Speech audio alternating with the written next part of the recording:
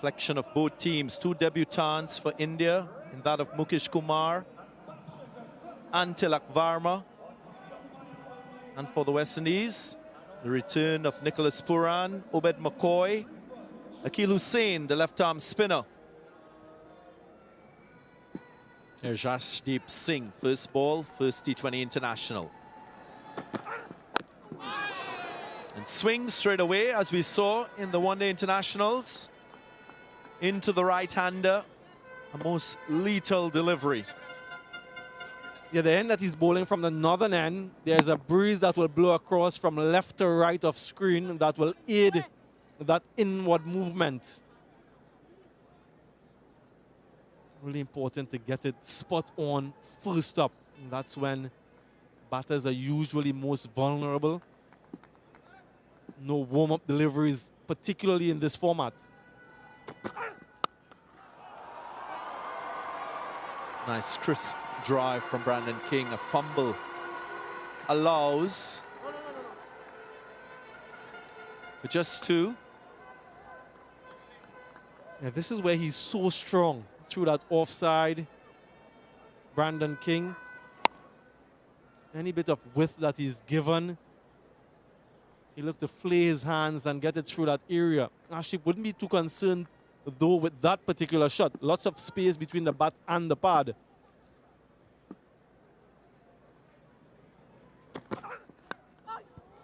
Outside edge. Just one slip in play, but it beats the deep third. Kuldeep with the desperate dive. First boundary for the West Indies. Very, very fast outfield here. It's hot. It's been hot for the last few days. It's nice and dry. The one that goes the other direction. So we've seen the in swing, and we've seen now seam away to his favored side. Kuldeep still couldn't haul that one in.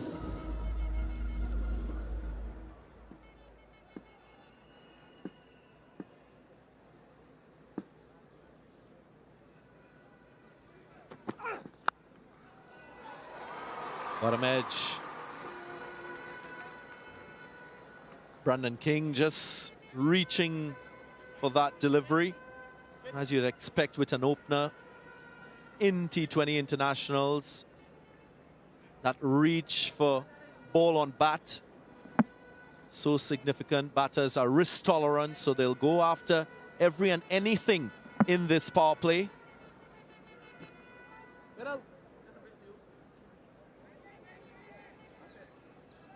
Kalmaez, first time on strike, usually the more dominant partner for the West Indies in this opening pair.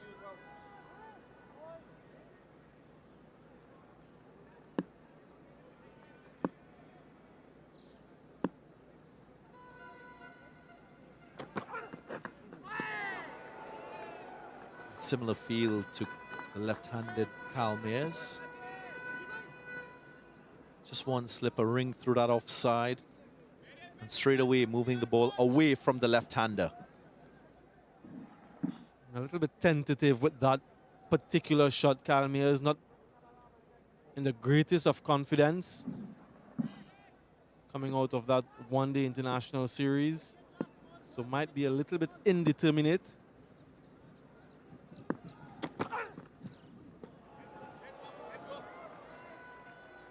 First over done and dusted, 7 without loss.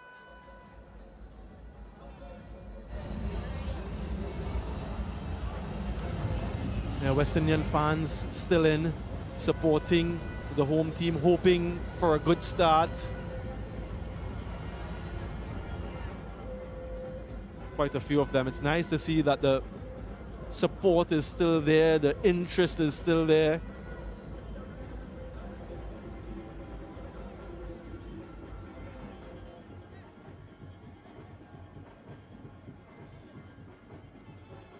Man on a debut yet again. Chance to play in all 3 formats for India. That's the confidence and investment they're making in his ability as a fast bowler. He's delivered. First in the Test match series, then in the ODIs. 3 wickets for him in that series decider. Here he is now. First ball in T20 eyes for Mukesh Kumar.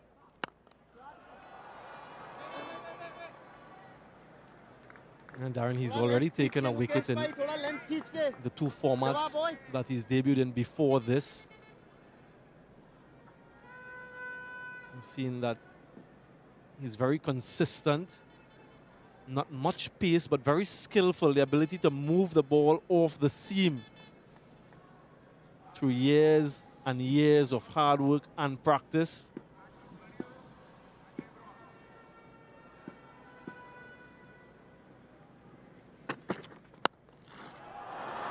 Little advancement down the pitch, lofted drive, full face of the bat. And already aggression from Brandon King. Great execution. Yeah, they'll want to capitalize on this power play whilst the ball is hard as well. It will slow down considerably, I think, in the second half of the innings, and particularly when the spinners are on, it will be more challenging. So they'll need to get a move on in the first 6. Brandon King would have had the chance to face Mukesh Kumar in the ODI series, so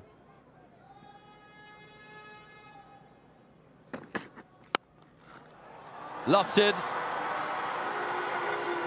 Gone for it again. Didn't time it all that well, but it was sufficiently good for 4. Yeah, he's raced on to 15 from just 7 deliveries, Brandon King. Again, his prowess through the offside. Deliberately trying to go over the top and gets good reward. This is a good start, good confident, belligerent start from Brandon King. Looks like the ball is coming on to bat, so again, this pitch showing evidence that it's got good pace, consistent bounce. Yeah, and the adjustment of the length. This is what you would get from Mukesh Kumar. So smart and guileful, ability to assess conditions quickly. Charged him first ball, a little bit fuller second, but the third was sort of the length that he'll be looking for. Just wonder if Brandon King might think about going down the wicket again, trying to put the debutant under pressure, under more pressure.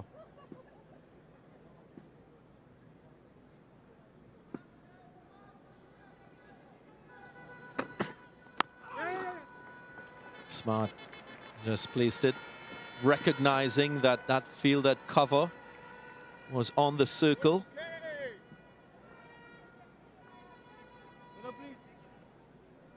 If you missed it, Mukesh Kumar played in the Test series, played in the ODIs. 29 years of age, plays for Delhi Capitals in the IPL. On debut here for India. Started playing T20 cricket in 2016, just 33 matches before this one, and 32 wickets, a best of 3 for 12.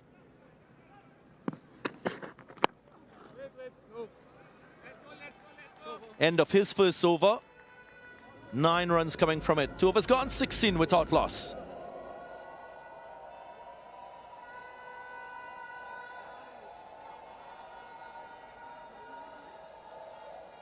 Johnson Charles scored a magnificent century against South Africa in that number 3 position. Hetmyer is back to bolster that middle order. Puran, sublime century not too long ago.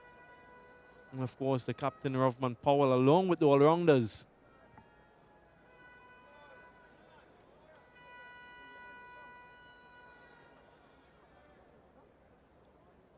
Experienced batting lineup for the West Indies. Will show that firepower, as you often see, with their boundary hitting ability. The West Indians. Here's Arshdeep.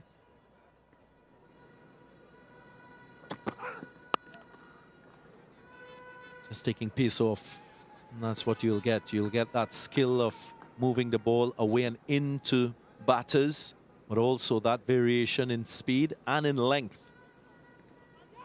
If I'm entirely honest, I was a little bit surprised by a stat I saw. That's a knuckleball from the West Indies.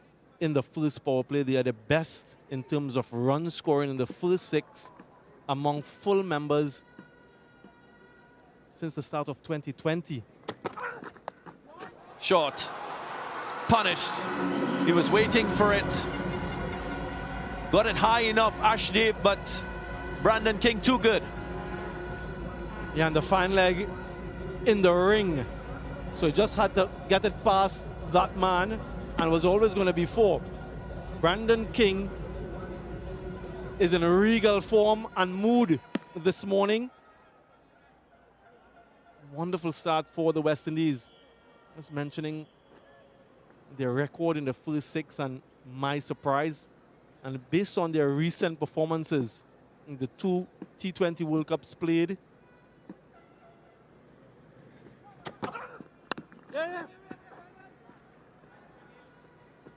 won just one game in 2021 in the main round and failed to get past the qualifying round in 2022. Of course, they're hosting the 2024 edition here in the region along with the US. An opportunity for them to build towards that under new leadership. Darren Sammy, two-time World Cup winning captain himself.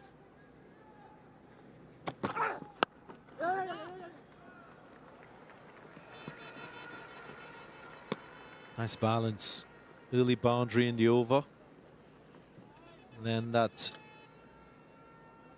soft approach with turning strike over. Kalme has only faced 3 deliveries so far in this innings as compared to King, 13.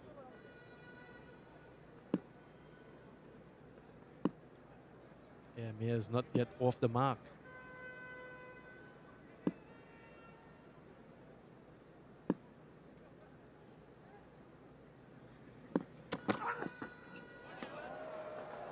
Yeah, short ball expected. There is a deep backward square. There is a deep point, so don't expect the ball to be pitched up. That signal by Gregory Brathwaite, one of the 2 standing umpires for this first T20 International. Patrick Gustad, the second.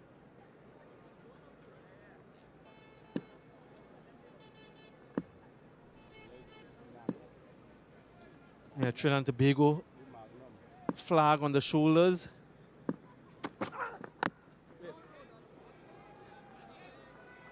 Still not yet off the mark. 3 done, 21 without loss.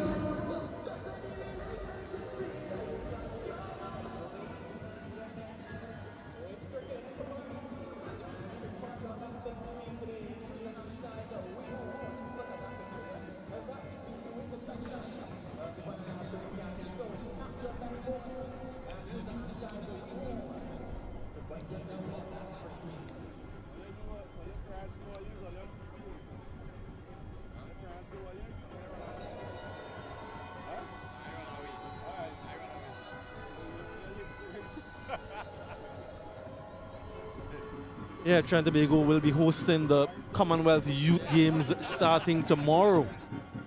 First Caribbean nation to have that honor. Aksa Patel comes on from the southern end, just 1 over for Mukesh Kumar. Expensive over that. So the first sign of spin today. Of course, they have available to them 12 overs of spin in there. Not uncommon to see Aksa Patel bowl in the power play. Left-arm spinner has a good matchup to Jason Holder. So do you think that he'll be kept back if that opportunity presents itself?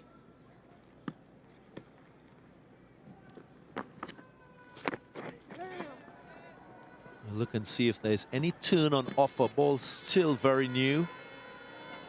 So reasonable turn when the West Indies took on India 2 days ago in that 3rd and final one-day international. Pace off the ball is usually a bigger challenge for West Indian batters.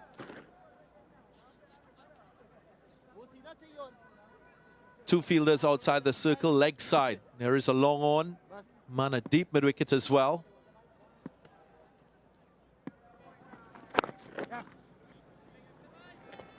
Off the mark. Eventually, Kyle Mayers.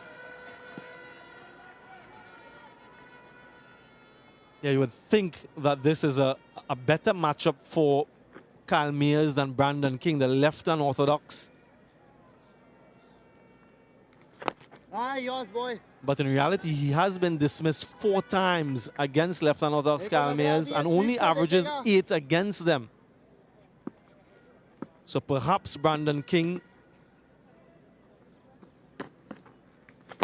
might be better served trying to do that. Wonderful strike, first 6 of the match. Brandon King is on fire. You often hear coaches talk about playing the percentage, hitting with the turn, minimizing risk. That is a prime example of that. It's a difficult stroke. Only the best of batters can hit the ball in that sort of fashion, offside.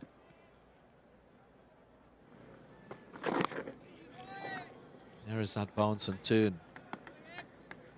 Might become more and more significant as the innings progresses, as the match progresses as well.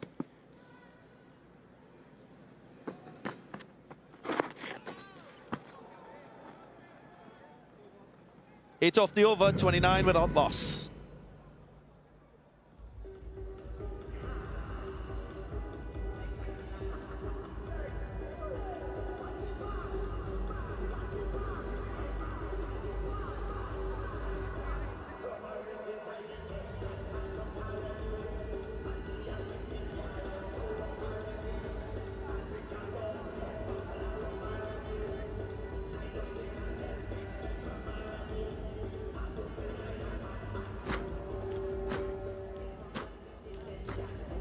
Skyscrapers early on for the West Indies. Nice partnership at the top. And a partnership that will have another spin challenge. Here's Vindra Chahal. So prolific in this format of the game. In the IPL, previously for India.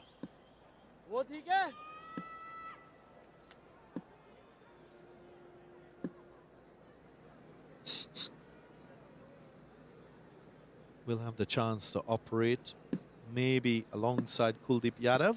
Another spinner in this side. Swept straight in line, and the finger goes up. Goes up with confidence. That looked relatively straight. No review, no discussion. First wicket for India. Yeah, there was a little discussion with Brandon King, who told him that it looked quite adjacent. Exceptional start from Yuzvendra Chahal. Slider straight on. And that innings wasn't going anywhere. Didn't get a start. Goes for 1 from 7. First wicket down for the West Indies, 29 for 1.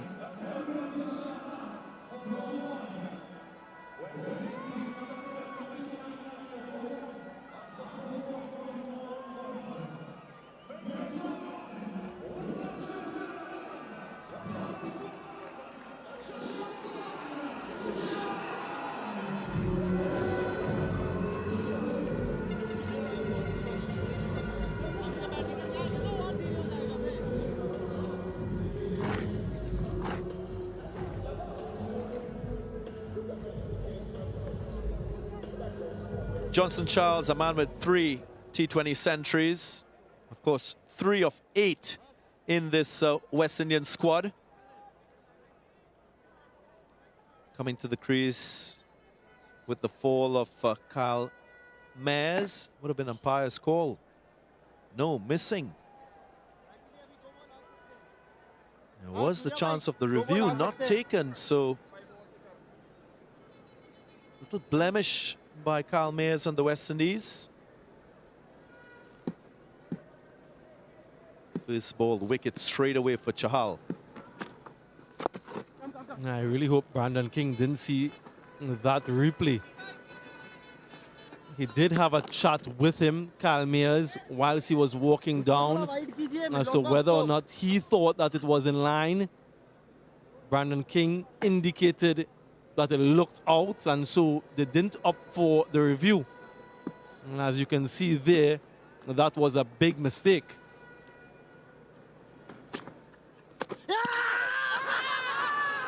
Confident appeal. And once more the finger goes up. Would he appeal this time? Looked relatively straight, he does.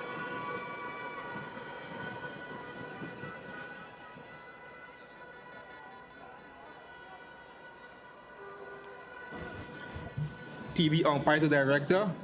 You have a player's review for LBW. The original decision is out. I check the front foot, it's a fair delivery. Can we start with front on spin vision? Front on coming up.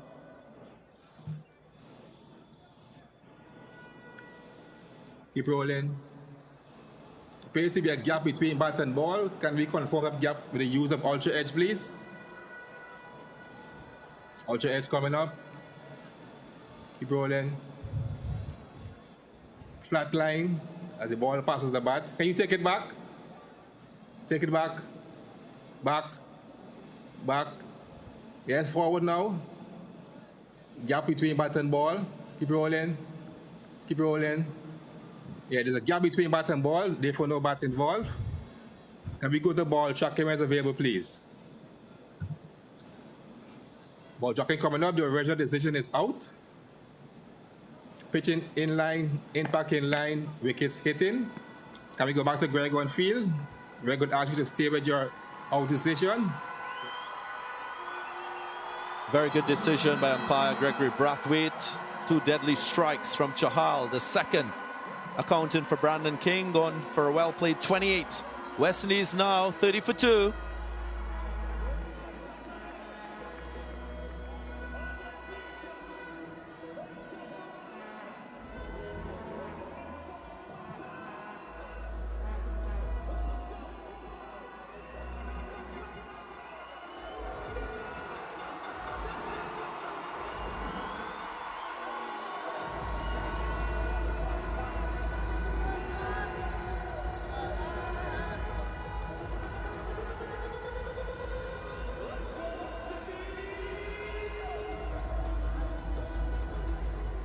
Nicholas Pooran coming to the crease.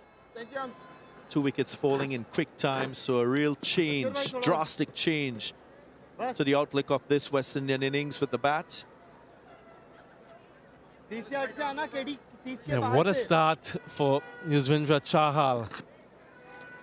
A wrist spinner of high repute, knows exactly what he's doing, very versatile, can bowl at any stage of the game. Lofted shot. Pooran making a statement straight away to the delight of the crowd and the youngsters. Yeah, fresh from an unbeaten century in the final a few days ago. Picks up where he left out. What a start that is for him. What a statement to Chahal. Remember, West Indies just lost 2 wickets in this over. In walks Nicholas Pooran. First ball nonchalantly dispatched.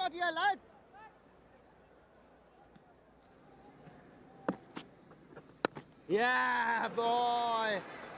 Nice. Look at this West Indian batting lineup. You know that it's Pooran and Hetmeyer to blunt the spin of this Indian team.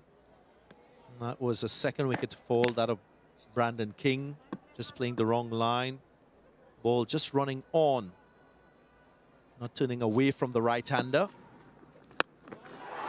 There he goes again. Nicholas Pooran in a no-nonsense mood. 11 from the over, following 2 wickets. 40 for 2 after 5.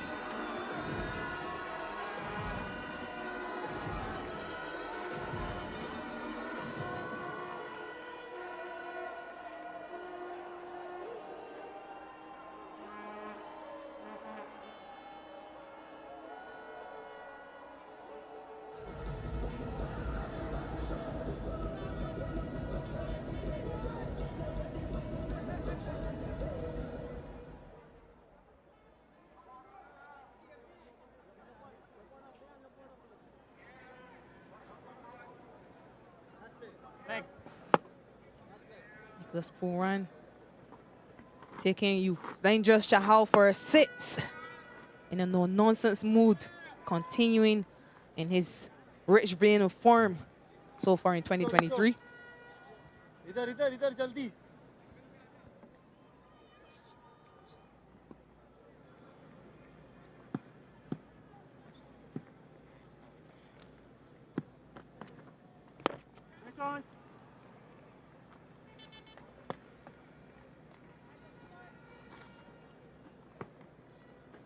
Shubhankar bhai.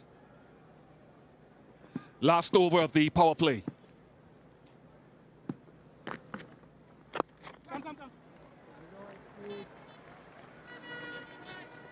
Real challenge for this period of the game with Pooran in the type of form and belligerent mode that he's in against left arm spin.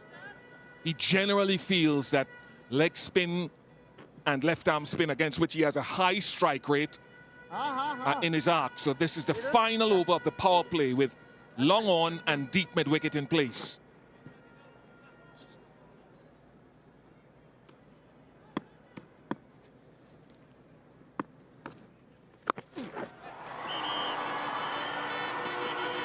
Didn't time it as well as he would like. And he does enjoy taking on leg spin and left arm spin, so gloves down from Axar Patel. And he doesn't make very good contact with this one, but he will enjoy the ball turning into him, and he will enjoy hitting with the wing. Gone again. He has a strike rate of 152 against left arm spin, and they're enjoying it here.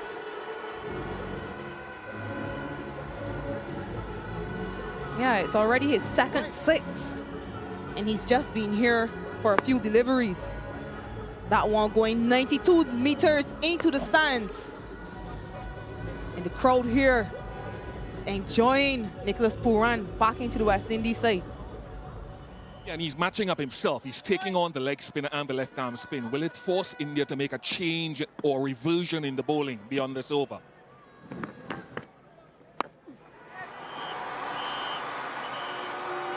"50 up for the West Indies, signaled 4 by the umpire.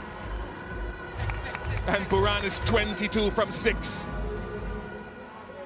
Axar Patel under some pressure. 13 runs off this over already. And Nicholas Pooran clearly making up his mind to target that boundary on the leg side, hitting with the wing. And it's a lot easier because the ball is turning back into him. Change of angle hasn't worked so far.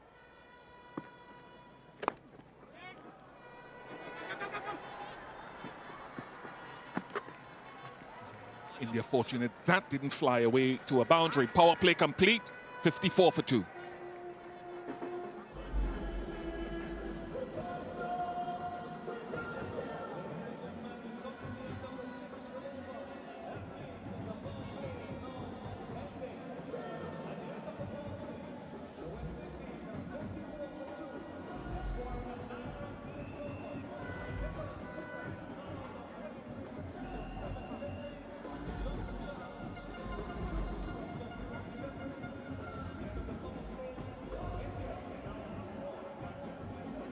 Such a fascinating game, this T20. Extra fielders allowed to drop outside the circle, as I thought, because of Pooran and the matchup which he's taken on against the leg spinner and the left arm spinner. They reverted to pace, Hardik Pandya himself.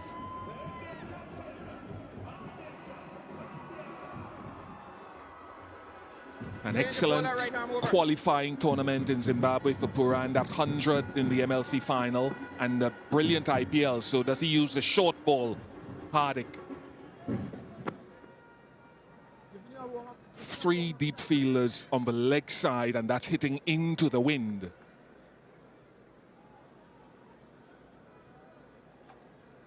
Yeah, that leg side boundary. The other 2 are at long off and deep point or sweeper.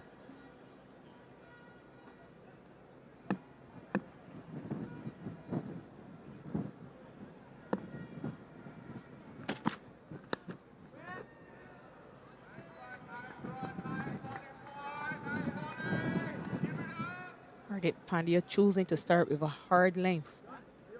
And he will be asking Puran to take him on, hitting the ball against the wind, hoping that he could hold out to one of those fielders employed on that leg side boundary.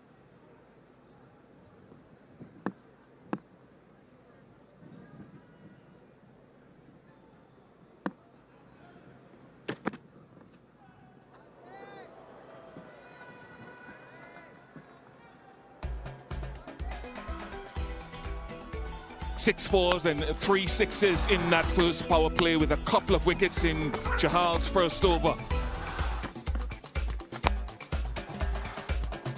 Brandon King got off to a flyer, but Kalmir's struggled, just made one from 7 deliveries. Chahal took 2 wickets in his first over.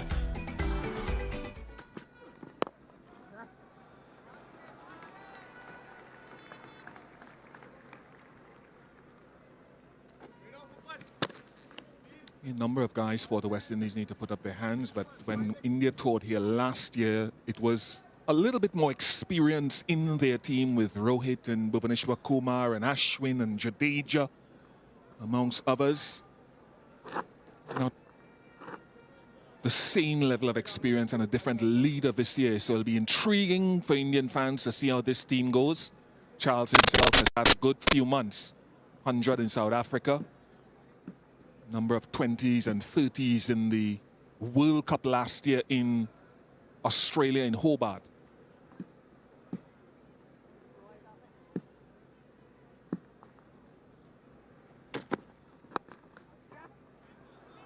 Good hand, good stop. Shakira, it's an area of the game though where, I mean, I've been calling for it for a long time to their fears, but Ravman Powell identified it this morning. He said it's going to be a mixture in this dispensation of boundaries, which is a strength and necessary in this format, but they also want to score off more balls, well, whether that's by singles or twos or otherwise, which I think is a good thing.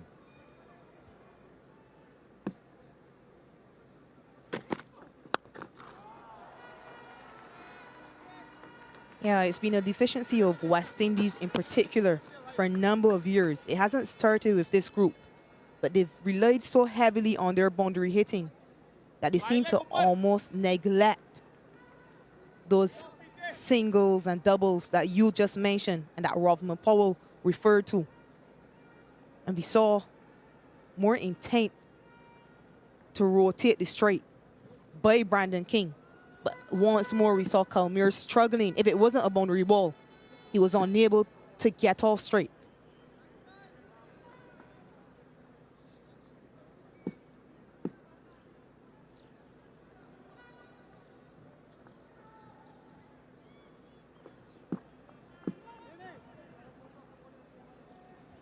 No deep third. Remember that. There's a deep point and a long off.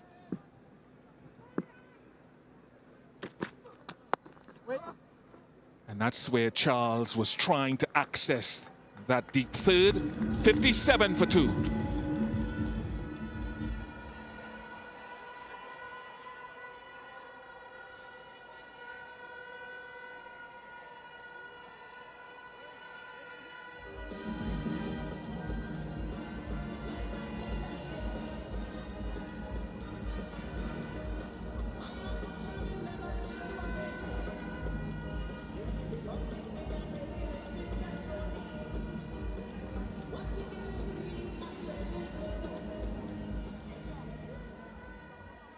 Hetma to follow.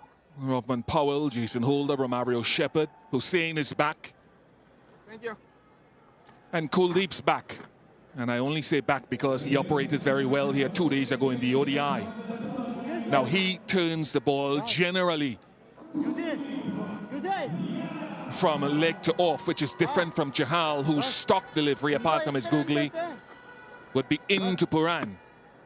Of course, Kuldeep has his googly as well. I wonder if he'll try to operate more with that conventional delivery from leg to off.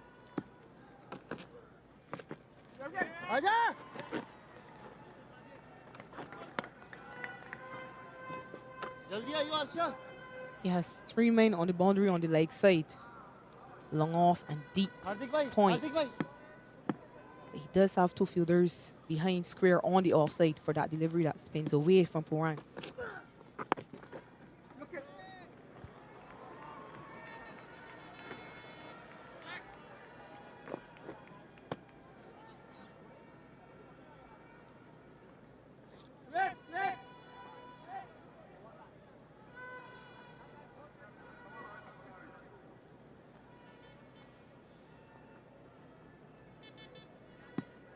Single single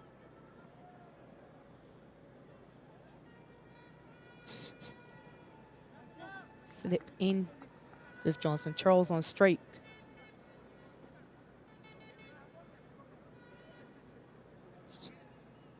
You'd expect a mixture of the googly. In the air. Will it land safely? Gets to it. Oh, wonderful, magnificent, excellent from Tilak Varma. He covered acreage. What a wonderful catch on T20 international debut for India. First catch. It really is a wonderful catch. Just watch the way he moves to this. It's going really high in the air, but he has to run some 10 meters to his left and then put in a dive.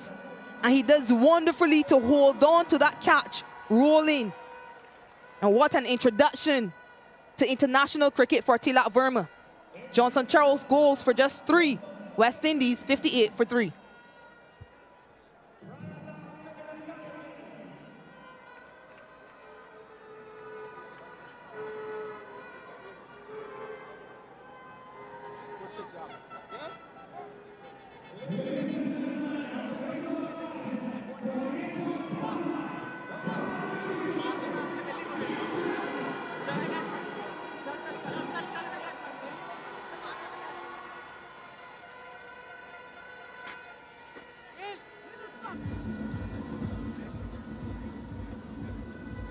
Big test here for the West Indies captain with Kuldeep, and I wonder if Hardik will revert to spin from the other end as well.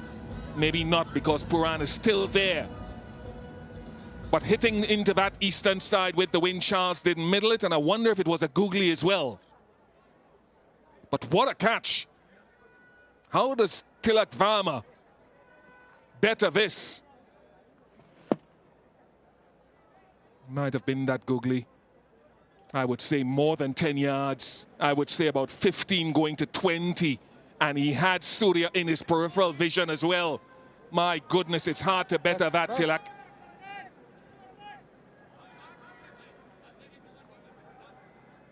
Conventional slip and leg split for Rovman Powell.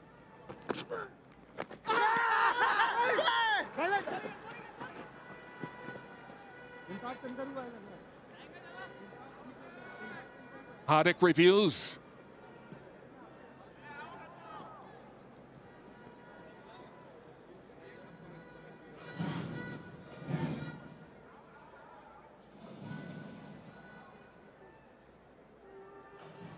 TV umpire to director.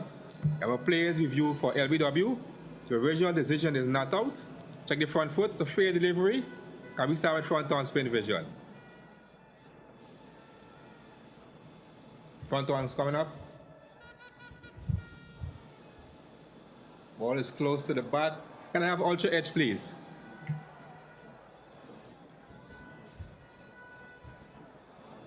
Ultra edge coming up. Flat line so far. Keep rolling. Keep rolling. Flat line. No bat involved. Can I have ball tracking when it's available, please?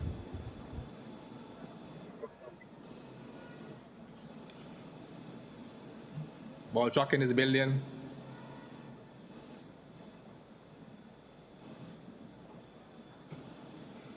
Ball tracking coming up. The original decision is not out. Pitching outside off. Impact outside. Can we go back to Patrick on field? Patrick, can you stay with your not out decision? You on screen now signal. Terrific decision by the umpire. Well done, sir.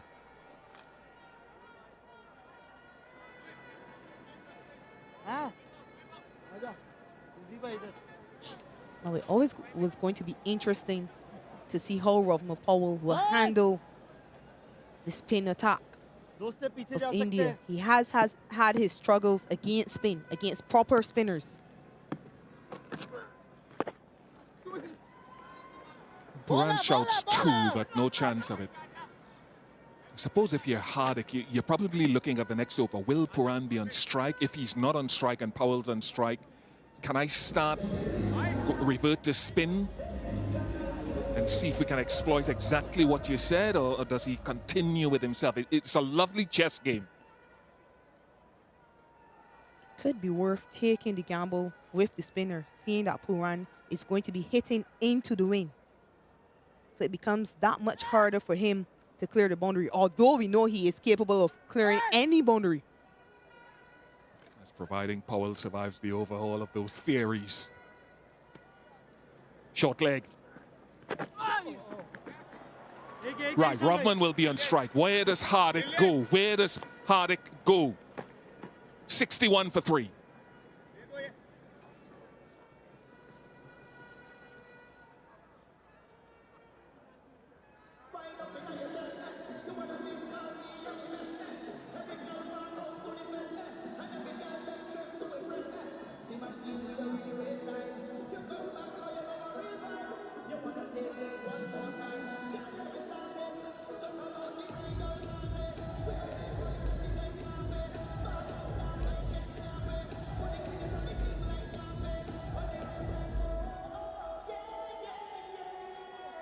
That 6th over where Puran advanced the innings, the biggest so far.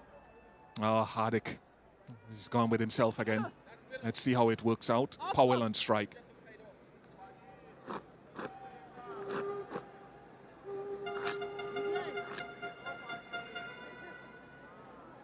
Again, 3 deep fielders, in fact 4 deep fielders leg side. He's bringing one in now right of screen.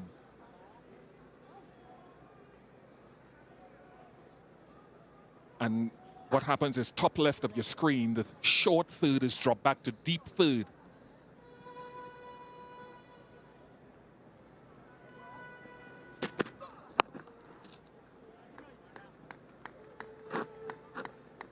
Look at the Johnson Charles wicket again.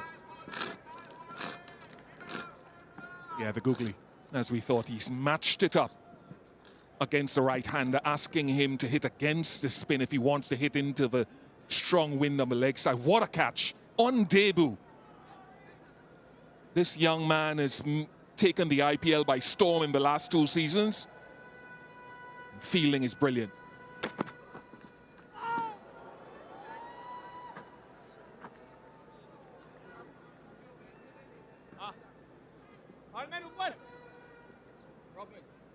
Yeah, short third, deep third coming up to short third, and the mid-wicket dropping back to deep mid-wicket right of your screen.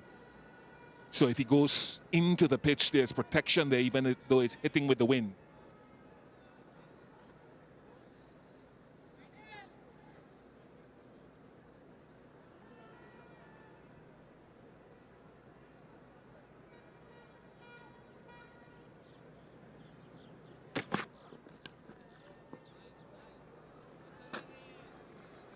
Powell just trying to guide that one between backward point and short third, who had just come into the circle.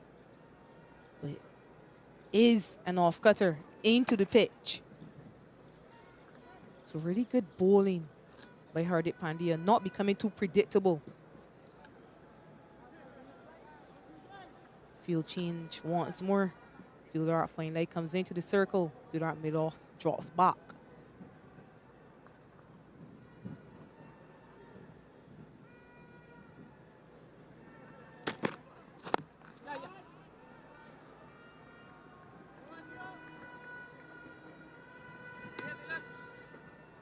हार्दिक भाई This is really good by Hardik Pandya. You would have seen at the start of the innings, the ball was just coming onto the bat, which made it a lot easier for batters to score. But he's chosen to change up his pace ever so slightly at the batters. And he hasn't become too predictable with it. I think Powell, I saw in between deliveries, just signaled to Puran that it's cutting. He's bowling cutters. Or he has for the past couple of deliveries.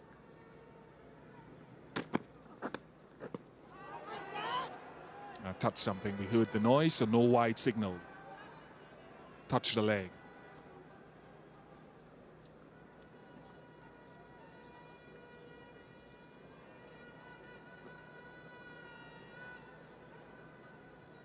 It's just gone wobble scene for that one. Normal pace. Got away with it. Yeah, it's a short fine leg, so he got away. Puran kicking himself a little bit. Now the fine leg goes back after that delivery.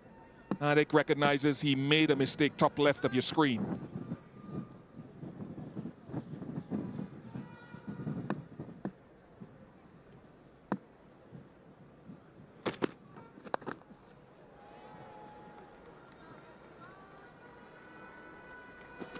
Yeah, the short ball not bad, hitting into the wind. 63 for 3.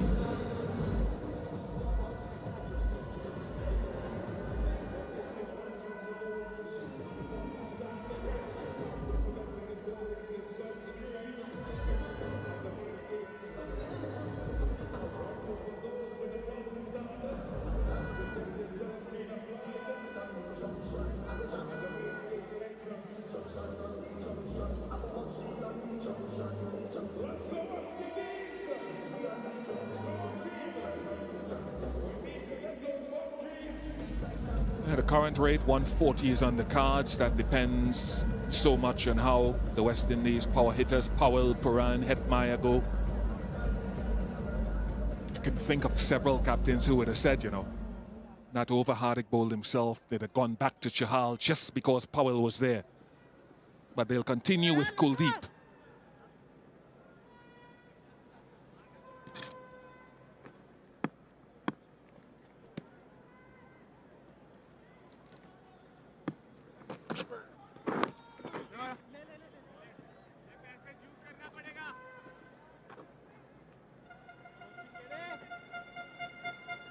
Puran hasn't taken on Kuldeep as yet.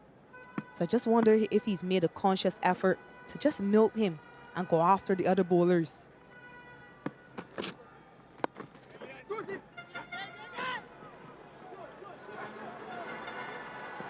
Easy 2. I think Sanju Samson was slow to get off the mark. It may still have been 2, but I think he was jogging as though it was only 1, and then started putting in the big ones once he saw them touch down and turn.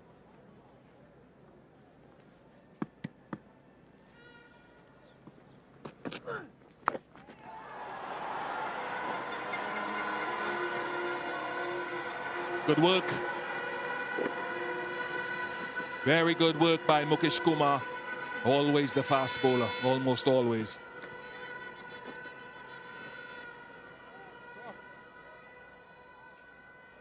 It's good from Puran. We saw this in the 50-over series by Ali Atanaz. And here is another West Indian who will play that shot. But really good work on the boundary. You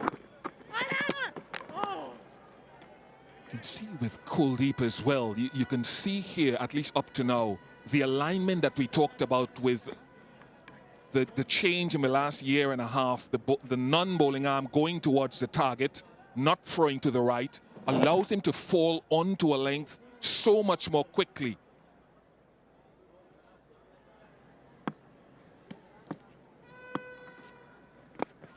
Yeah, he's just very good now. So much more patience is required waiting for a loose delivery. Yeah, and so often you expect lots of bad deliveries from wrist spinners, be it a left arm left wrist spinner or a right arm left wrist spinner. But he's been really good with his lengths. And throughout the entire tour, he hasn't given much to the batters. Absolutely right. Still that short leg in play and the slip.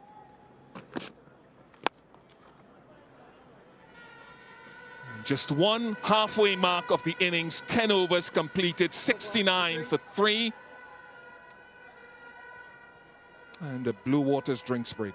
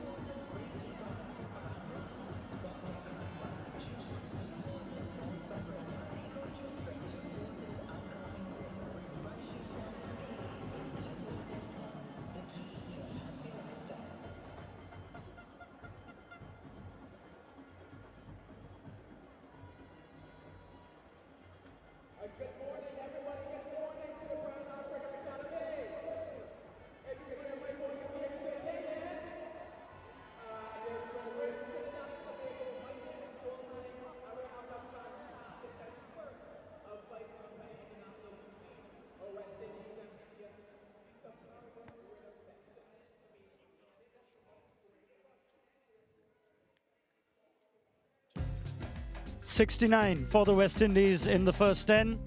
Nearly half of those of the bat of Nicholas Pooran.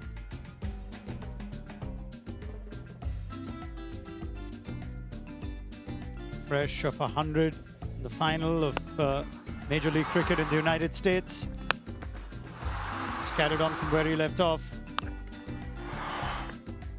Absolute carnage against the leg spin of Chahal and the left arm spin of Aksar. But Kuldeep Yadav, who is the matchup for Pooran, been watchful against him. 2 for Chahal in the opening over. Kuldeep has kept Pooran quiet. Strike rate of less than 100 for Pooran against Kuldeep. Along with Rovman Powell now, Pooran and Powell must power the West Indies to somewhere near 189. Big 10 overs coming up, Darren Ganga. Indeed, and they've got to try and find a way of balancing that responsibility for run scoring. Rovman Powell looks out of sorts, has to focus on just rotating strike until he gets into rhythm. That's the cricket intelligence required in the situation from a West Indian point of view. That man on screen, he's been exceptional with the ball so far. Just 3 runs in his first over, just averting a crisis, a Pooran crisis when he came on. Pooran, of course, in a destructive mode. And he's just been able to temper Pooran to a large extent. Yeah, and different role, a slightly different role from the ODIs, where Rohit Sharma gave him the new ball and then he took the new ball himself when he was captaining. Hardik Pandya coming in the end of the power play. He's keeping Pooran quiet at the moment. Got an extended interval till things settle behind the side screen.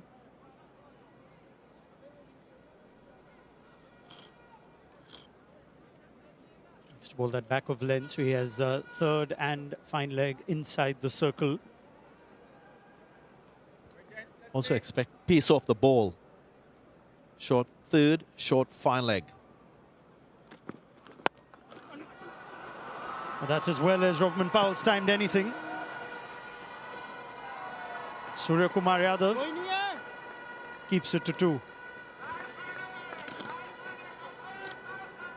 If you ask me about this West Indian side, the stronger suit, of course, their batting. I'm looking forward to West Indies when they bowl, how they're able to penetrate, how they're able to contain India and their talented batting lineup. But for now, they look dominant, very much in control of this innings, with just under 10 overs remaining.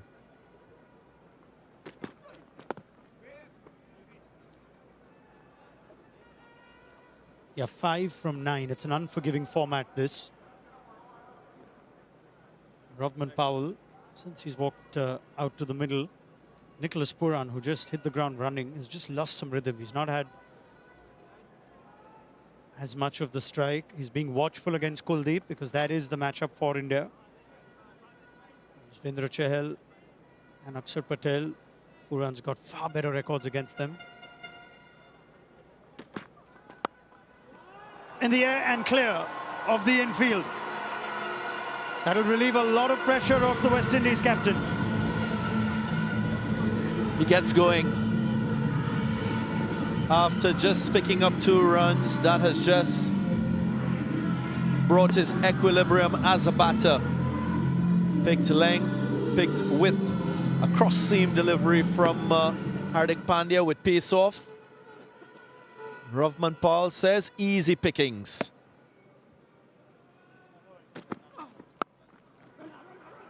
There's work to do here. And it's work that Kuldeep Yadav has done well. And this is the other element that I want to see heightened by the West Indies in this 5-match series. The out cricket, the ground fielding, the catch in India. They've maintained their standards in the field generally throughout the course of this tour. And once more, evidence of it from this athletically looking Indian side. How about that catch from Tilak Varma on debut? Yeah, you wouldn't call it beginner's luck, would you? Not at all. He's 20 years of age, Ranak. youthfulness. It was incredible. He'll have a job to do with the bat. Rovman Powell, just at the back of the last two balls, seems to have settled. He's at a runner ball now. But Tilak Varma is going to have a job to do with the bat. But this was something else.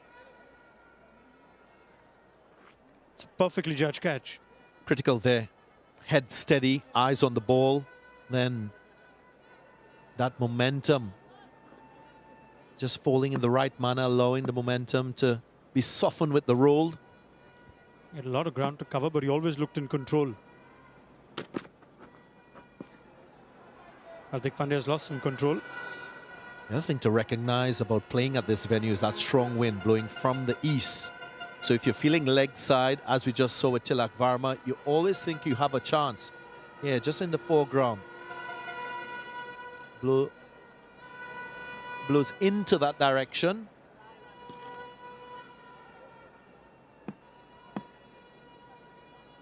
Hardik went for 5 of his first 2 overs. This one's been expensive. He's already conceded 10.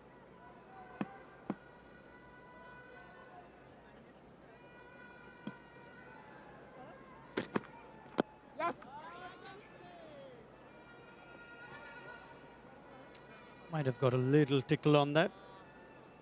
He does. 80 for 3.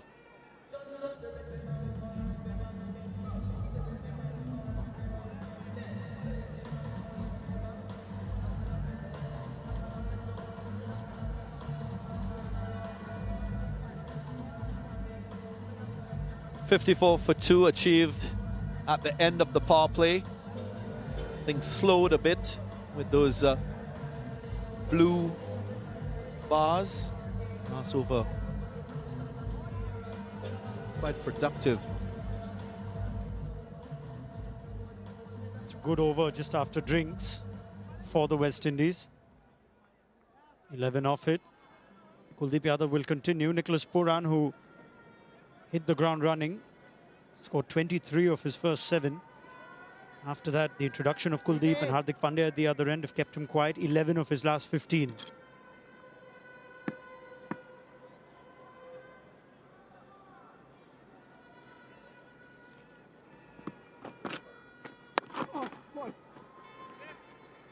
And I think that was the first time he's actually tried to go for the big shot against Kuldeep Yadav. Yeah, so much of his batting is instinctive. He's got so much knowledge about these opposition bowlers, having played in the IPL, looked at a lot of T20 cricket. His own proficiency as a batter has developed over time, Nicholas Pooran. So he can predict what's going to happen. That's not Brian Lara. Powell gives Kuldeep the charge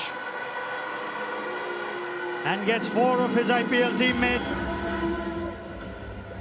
Not often do we see West Indian batters use their feet to spinners. Quite courageous from the captain himself, Rovman Powell, advancing, giving himself room so that he can access the ball offside. That's going to put much more pressure on Kuldeep with his lengths. Can't settle and bowl one length because of that movement down the surface.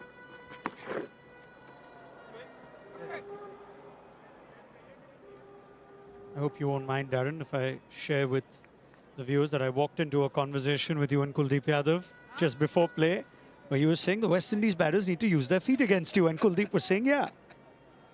You're not the only guy you said that to. Well, there it is.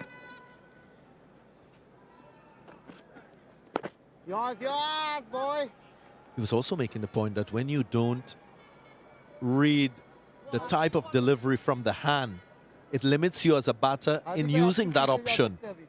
And that is something that the West Indian batters will have to improve on. How to read the delivery from the spinner's hand.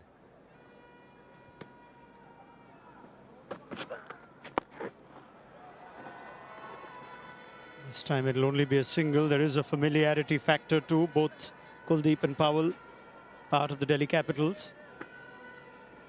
It's not quite secured the kind of reputation that Nicholas Pooran has in IPL cricket, Rovman Powell. The word travels fast about her ability to play spin in this format.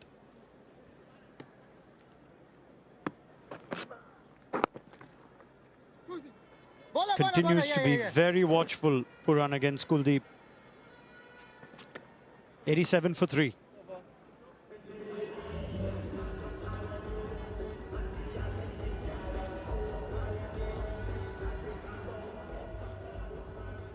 India spinners today bowling on really good lengths, getting full, just a little bit shorter but consistent generally in that wicket-to-wicket line, and producing wickets, of course, for India.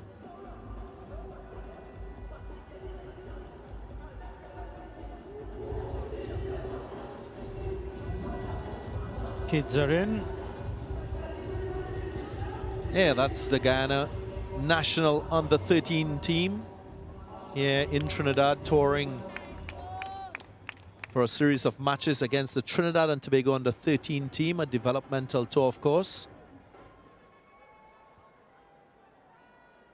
Yuzvendra Chahal had an eventful opening over. Couple of LBWs to get both openers. And Puran took him down.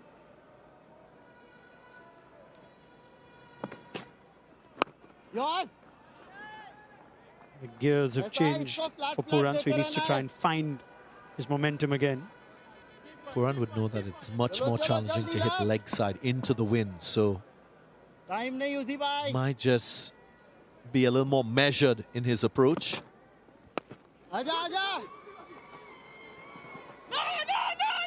Yeah, Chahal's opening over was also in the power play. Someone hit a high pitch. It's Ravman Powell. He's got a unique voice.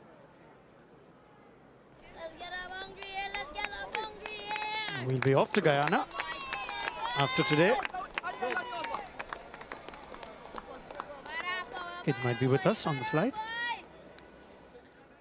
It's a great thing to do on a school day. Just forget school and get to the cricket here in South Trinidad. Rovman Powell's lost some friends around the bat. Hardik Pandya with an overly attacking field, slip short leg. In this format, it's rare.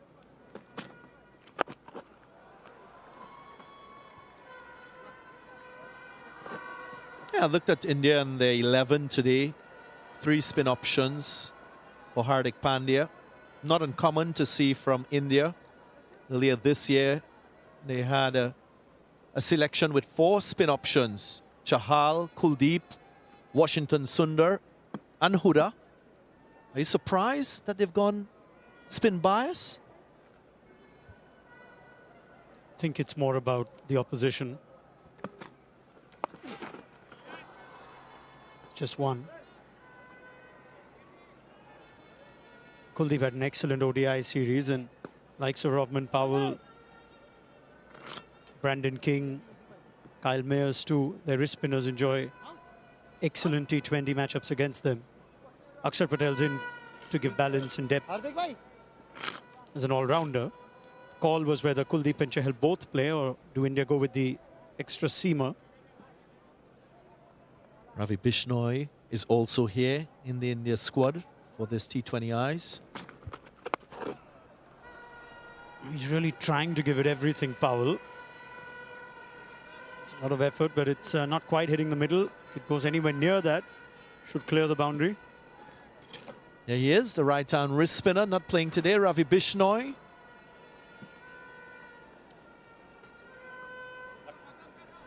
किसको?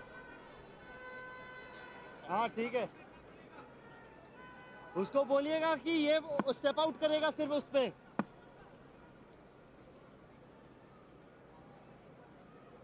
Yes, boy.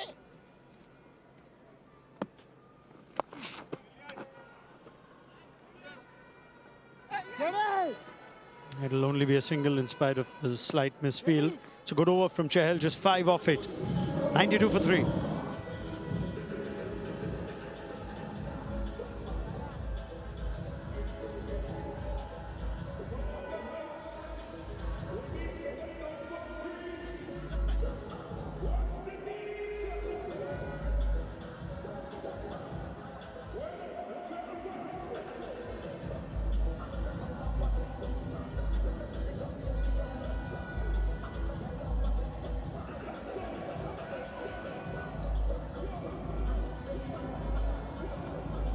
6 bowling options used by Hardik Pandya. They're going with 2 specialist seamers and spinners. Means Akshar Patel will have to bat at 7. Kuldeep will bowl out here. It's been excellent. Puran's been very respectful of him. Let's see if that continues. Must also give the West Indian think tank credit for allowing Rovman Paul to come in at number 5 with the fall of the wicket of Johnson Charles, a right-hander. So right-hander for right-hander. Although there was the option of Shimron Hetmeyer, who plays spin very well. Hetmeyer, of course, will be that buffer for this batting lineup and play that role as a finisher at the back end of the innings.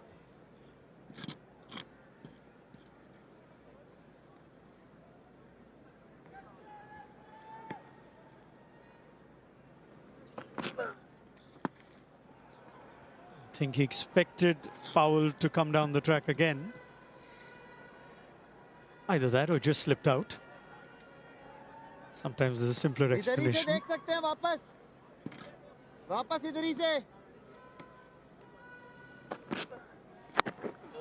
Not gone where he wanted.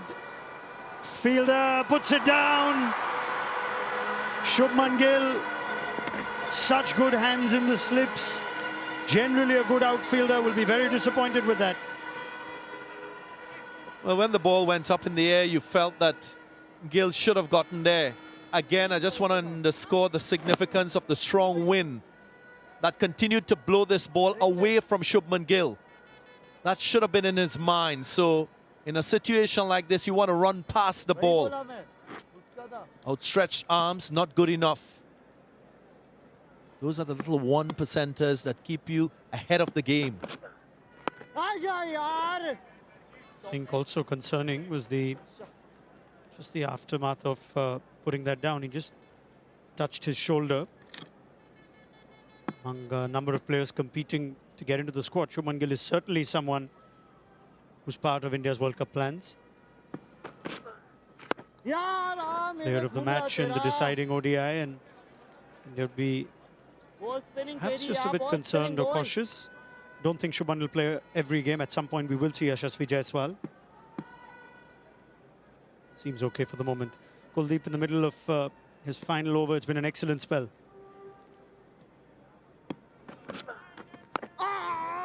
Got to appreciate the cricket intelligence here by Nicholas Puran, recognizing the state and stage of the innings. Still in that middle phase. And there's no need to take unnecessary risks. Kuldeep bowling very well. He's respectful. No big ego. On show. So far, so good. Just trying to play him out. Last ball of his spell. And he takes a single. So another quiet over, but he's still there. 14 gone, 96 for 3.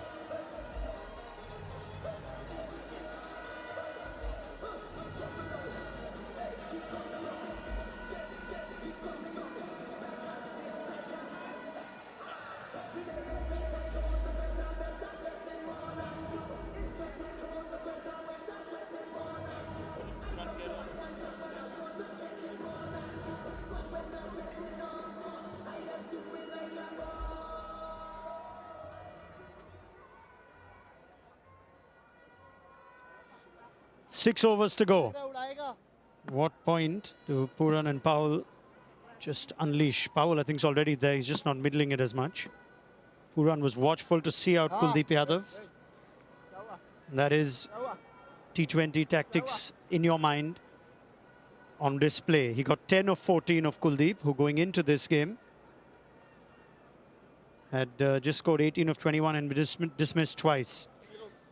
Hardik Pandya has had a change of heart and mind. He's going to come back himself.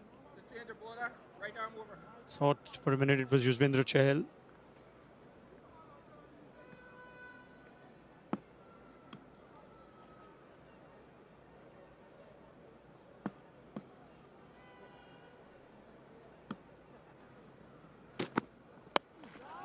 It's in the air. Fielder has to judge it, and I think he just about takes it. It's once again hit into the wind. And India have the big wicket of Nicholas Pooran.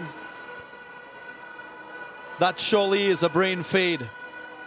After playing so well, Nicholas Pooran recognizing the challenge of hitting into the wind throughout the course of his innings. Just instinctively gone after this one to his demise. Yeah, he's furious, and so he should be. 41 from 34, fine innings, but not enough. 96 for 4.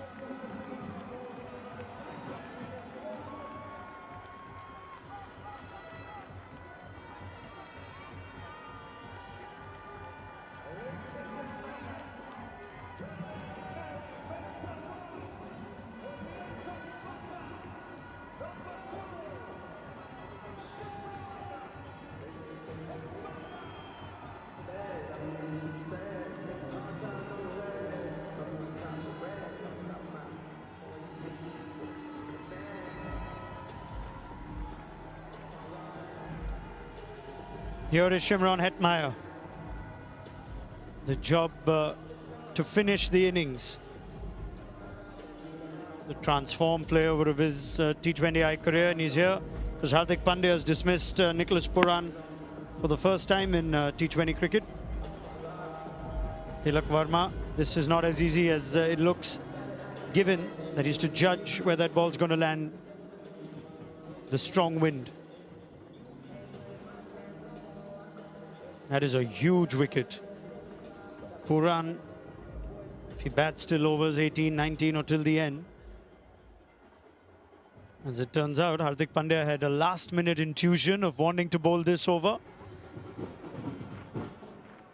Looks good when it comes off. Come on, to his credit, he's done exceptionally well as a leader in T20 cricket. His IPL franchise team, he's delivered first time up with a championship trophy. Confident from Hetmeyer. It's going to test the outfield.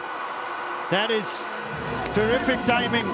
It's a positive start for Hetmeyer as the 100 comes up. A stroke like this will, of course, just ushering positive thoughts in Hetmeyer's mind. He didn't have the best of times with the bat in the ODIs. First delivery, strokes through the covers for 4. Is this a sign of things to come from him with the bat? West Indians will want it. Yeah, forgettable return to West Indies colours for Hetmeyer. Just 24 runs in the 3-match ODI series. Preceded T20Is. Got a good record against Hardik Pandya. Strike rate of 128, dismissed just once in 6 innings.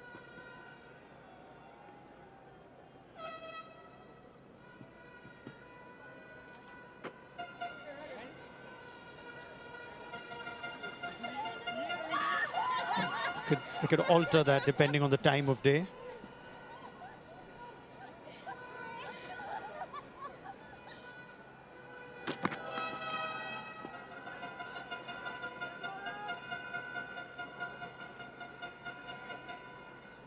Way that slow ball has gripped or troubled Rovman Powell, how Chahal and Kuldeep have bowled, Darren, we have an idea of what could be a pass score.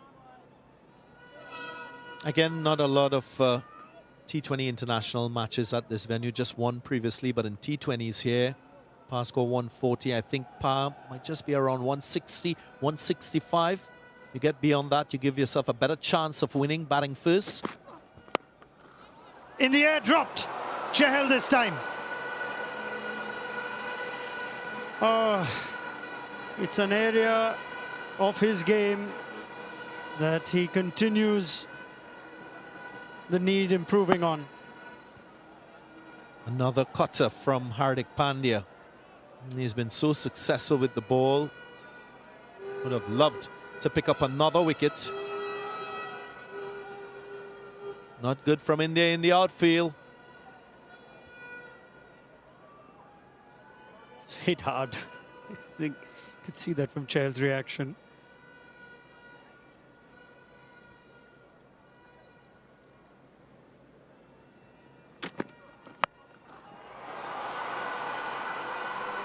insult over injury. Rovman Powell powers that for 6. Came off the middle of the bat. Not quite sure if Rovman Paul intended for that ball to go in that direction. 107 for 4 after 15.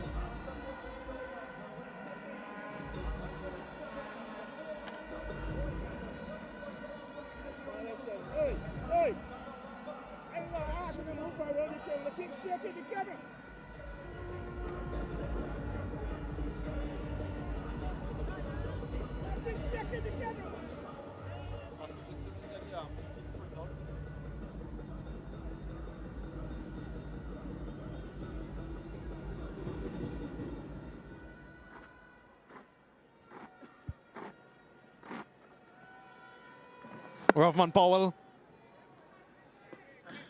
nowhere close to the middle of the bat, but with the wind and the power that he possesses, gets it over the rope. Good end to the over, and they need a few more of those, the West Indies. Yuzvendra Chahal will be looking to make amends, having not too long ago dropped Rovman Powell. Came at good pace, but should have held on. 2 wickets in his first over.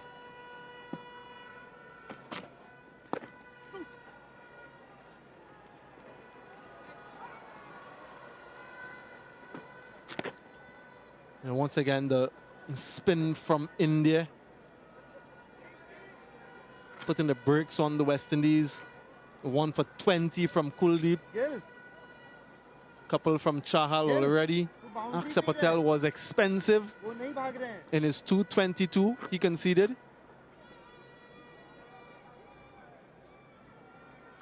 And just 1 over so far for Mukesh Kumar. Arshdeep with a couple remaining. Goes high, goes handsome. A powerful striker off the cricket ball, Rovman Powell. And he shows that once again, Ian Bishop. And it won't make Yuzvendra Chahal feel any better about himself having dropped Powell in the previous over. But good striking from Powell. He's tried a lot so far in this innings to get the ball over the boundary and gets it there for a second time. Now what Chahal does really well is a slow leg spinner wide of off stump when he's under pressure. Goes straight this time. Perhaps cognizant of the wind factor here, and if he bowls outside off stump for the right-hander, could potentially, with the wind, with the turn, hit him for 6 over wide long off. Different challenge altogether against the left-handed Shimron Hetmyer. Very familiar with each other. Both play for the Rajasthan Royals in the IPL.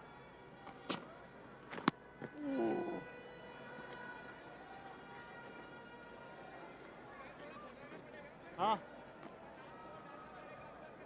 wonder when they go back to Arshdeep, whose reputation as a death bowler has grown over his career so far.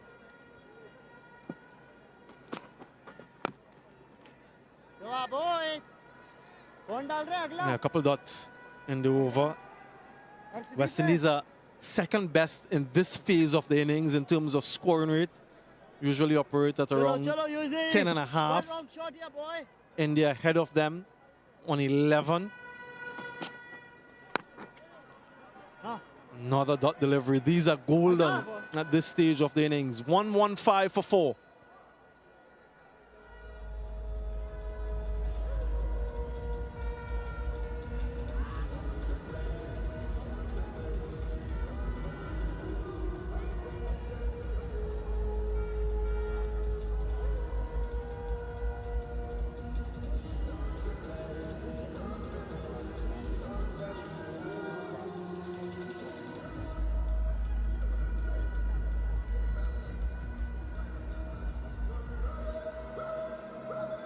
Good start from the West Indies, some good towers.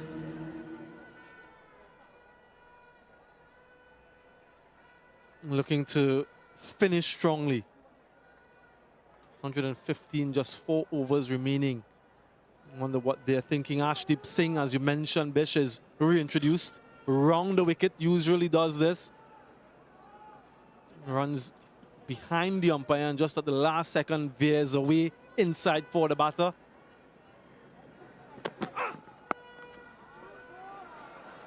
Finds the gap. Wonderful timing from Rovman Powell. Shows his power, and now he shows his finesse. And it's a wonderful choice of shot. Even though it's pace off, he still manages to get that pace across the outfield. Now, if Arshdeep comes too straight, Powell will be looking to hit the other side with the wind. So that's the pressure he's put on the bowler straight away. There's a change in field. There are 2 fielders positioned on the boundary on the offside. Deep point and deep extra cover. Perhaps a wider line expected from Arshdeep. It's also changed the angle over the wicket now. So asking Rovman Powell to hit into the wind. But he goes with the wind. Wonderful sound off the bat. That's a monumental blow from the captain. Outstanding. Even though Arshdeep has changed his angle of release from around to over, he meant to bowl wide Yorker, but Powell has gone with the wind this time as opposed to repeating the offside stroke because there's added protection out there. Terrific striking. Yeah, they're enjoying it. The West Indian fans in today are enjoying this little passage of play. They're enjoying Rovman Powell, 43 from 26.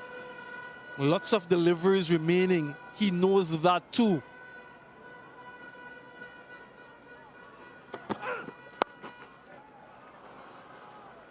Straight to the fielder, just a single. 11 runs from 3 deliveries.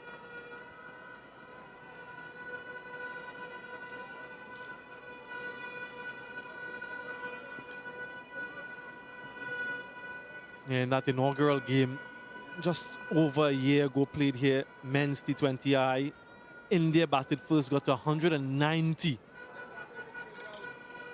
Nassinis was shot out for 122, so maybe thinking about upwards of 170. If they can get there, challenging score.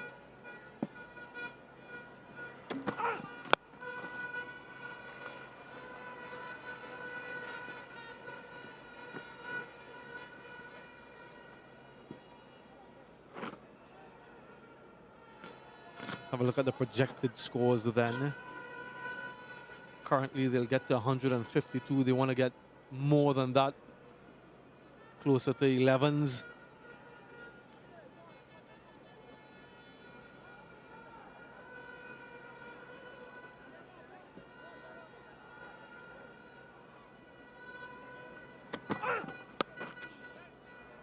Yeah, good. Really good from Arshdeep. These last 3 deliveries. Just conceding singles and getting the batter to hit where he wants him to hit them.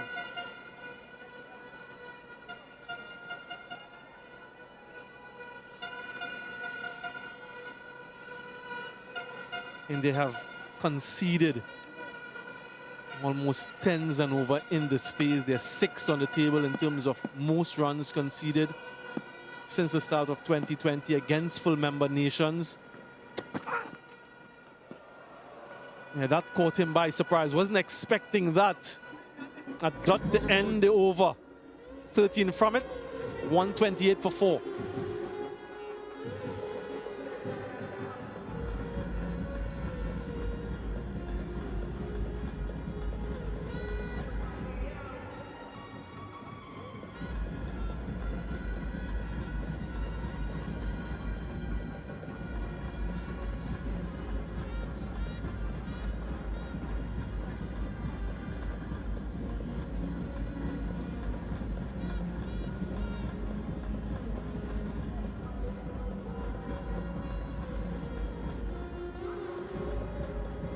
Two wickets for Chahal.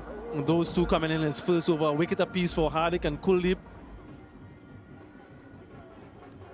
I'm expecting these remaining 3 overs to see the quicks in operation. Mukesh Kumar, the debutant. Just a solitary over for him so far.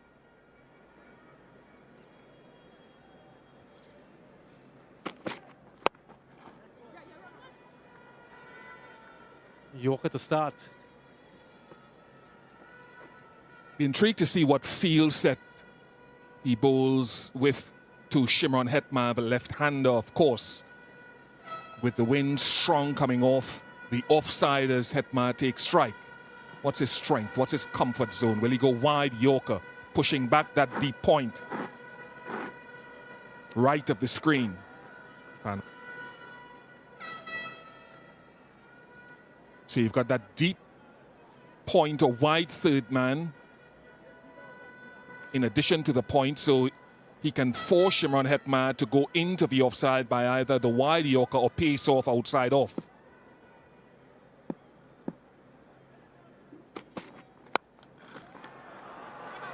Didn't absolutely nail the Yorker, but low enough to restrict Hetmar to just 1. It's a high-risk delivery, isn't it, Bish? If you miss, you can disappear. But if you get it right, it's absolute gold.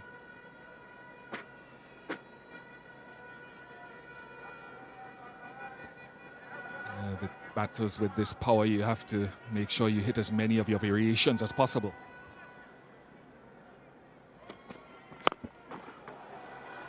And once again, low full toss. That was a little bit higher. Not much Rovman Powell can do with it.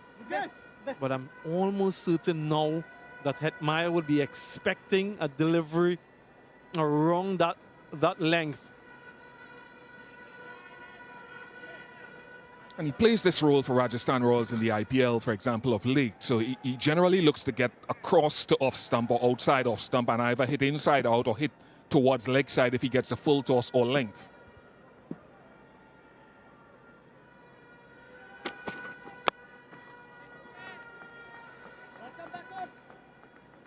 Excellent. Just 4 singles in 4 deliveries.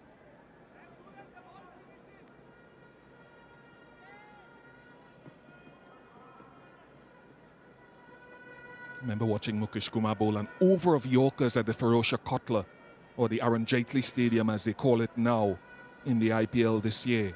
He's been good so far in this. Can he finish strong with 2 deliveries left?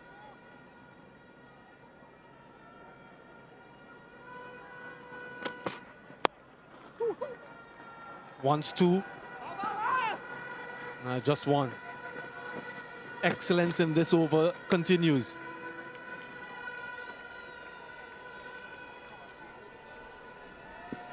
So important as a captain that you get your quick fielders and strong-armed fielders in that high traffic area where you're expecting those muscular blows or high traffic to flow.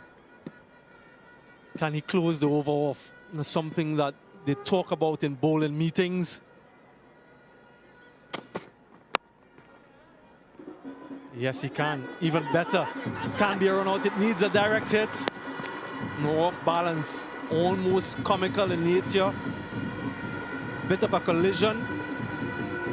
But just 6 runs from the 18th. 134 for 4.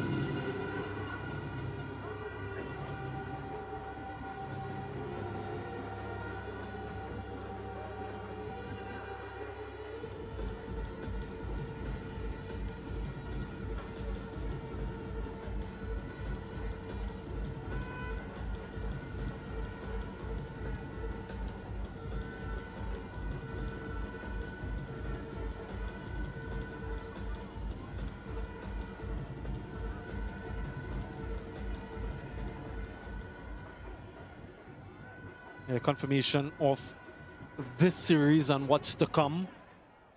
2 games in Guyana, followed by 2 in Florida. Lots of action. Who'll take the lead? Arshdeep for the penultimate. Smashed. Caught. Excellence from Aksa Patel. Sherman Hetmyer might have felt momentarily that he found the gap. Instead, he found the fielder. Yeah, some people may say it's a straightforward opportunity, but that's hit with the wind and it was traveling. Yes, it's to the favored hand of Axar, and he makes no mistake. That's what you want, safe hands, your good mobile fielders in those high traffic areas. 10 to Hetmyer, 1-3-4 for 5.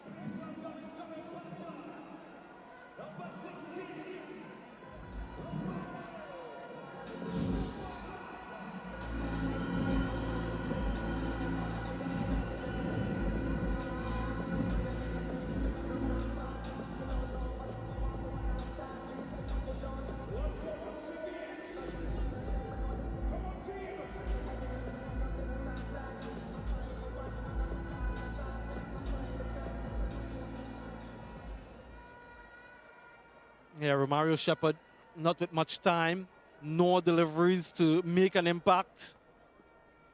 Exceptional striker, just a touch under 160. Strike rate at the death in T20s, 176. Powerful striker of the ball as well.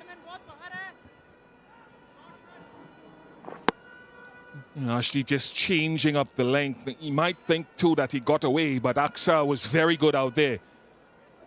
And to Romario Shepherd, he's very strong down the ground and leg side. He can hit the ball offside, but Arshdeep backing himself to go wide of off stump on like length to Hetmyer. In the last few balls or so, there's a question being asked, not too confident. The last 9 deliveries, producing just 6 runs under wicket. It's been really good from India, an area that they've struggled historically, and no doubt an area they'll be looking to improve in the lead up to that World Cup being hosted here and in the USA, one that they haven't won since 2007. And that will be called a wide. And as always, if that is your plan, then you don't mind giving away the odd wide, maybe 2 wides in striving for that wide delivery. Hardik asking the umpire what time, how much time they have left. And Mukesh Kumar will be thinking about how he can execute his final over if Hardik goes to him for the last of the inning.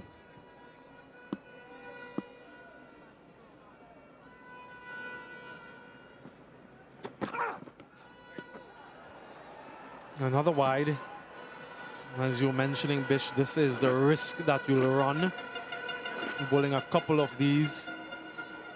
Just trying to get it as close as possible to that wide line. Just wonder if he might be tempted to change things up a bit and catch Romario Shepherd by surprise with a straight one. Is it worth the risk at this stage of the innings? Or would he continue to go wide?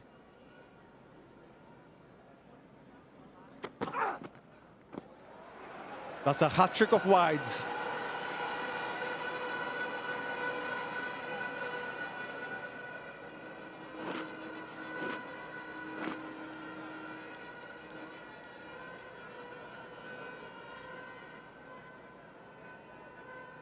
Yeah, no runs off the bat in this over just yet, but 3 wides, 3 deliveries left. What is Romario Shepherd thinking? Is he going to step across before he releases? Is Arshdeep thinking about a straighter line?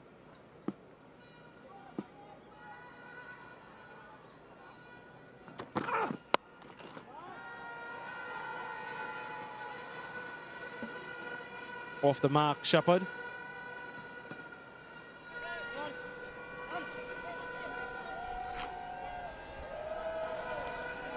Yeah, they've enjoyed some of the action so far, if not all or most of it.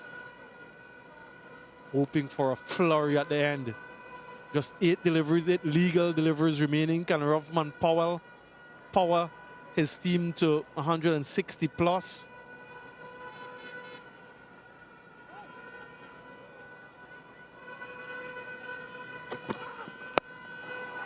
in there.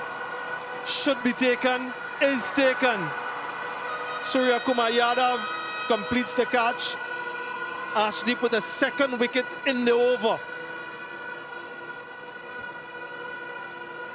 Arshdeep was down on his haunches there after the catch was taken. Is it a change of pace? Yeah. Little knuckleball, you could see it floating out there, so there was no pace for Powell to work with, and it was wide of the off stump, so he had to fetch it.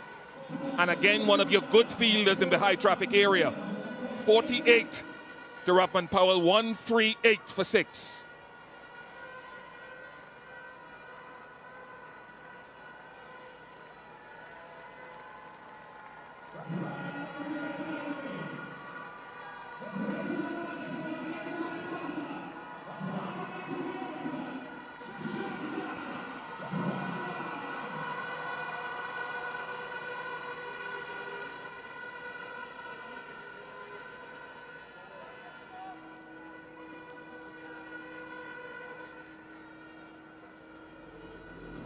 Jason Holder makes his way out to the middle.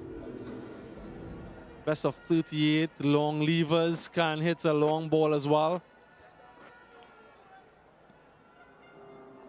Yeah, Powell had to wait. You could just see there how he waited for it to come to him.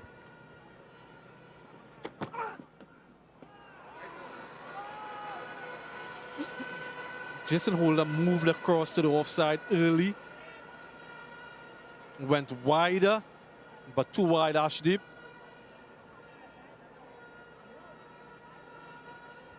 It's the reaction of Arshdeep as well that I think was after bowling 3 wides, a little sense of relief. He was on his haunches, thankful.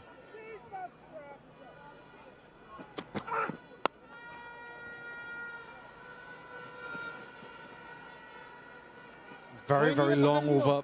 Eventually comes to an 11 deliveries in total. 19 gone, 140 for 6.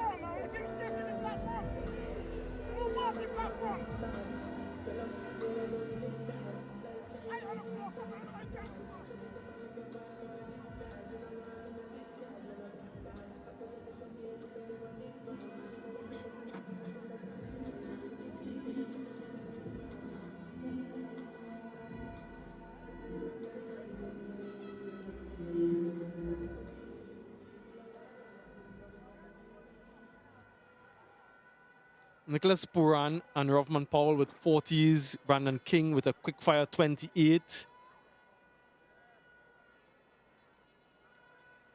An additional fielder in the inner circle because of going over the allocated time. So 1 over penalty for India. And Mukesh Kumar, no doubt, looking for Yorkers.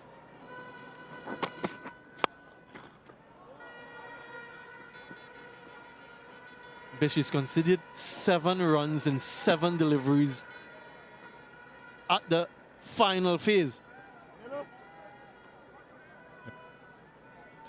Well, it's been a dream year for him, isn't it, Mukesh Kumar, actually. Slugged away in domestic cricket, and he was, I think he might have been the highest paid uncapped player at the time in the auction coming into this IPL. For reasons such as these, I mentioned that over at the Aaron Jaitley Stadium in the IPL of 6 consecutive Yorkers. Now he'll miss one. Can you capitalize if he misses one?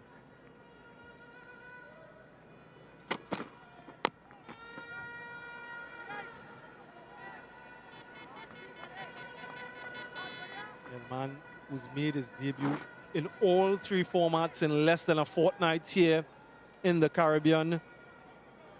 Dream coming true. First in Test, then in ODI, now in T20s. All of the hard work and sacrifices made, finally reaping the rewards.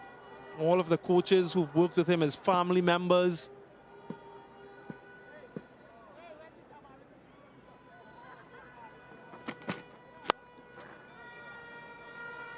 There's another young man making his debut today, Bish, Tilak Varma. Just when you hear these stories and where these guys have come from, no doubt we'll hear more about him and that story in particular.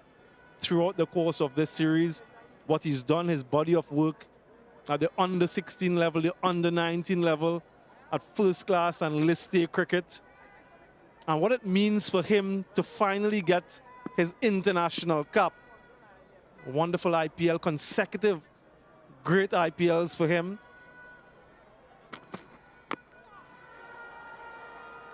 Exceptional stuff again.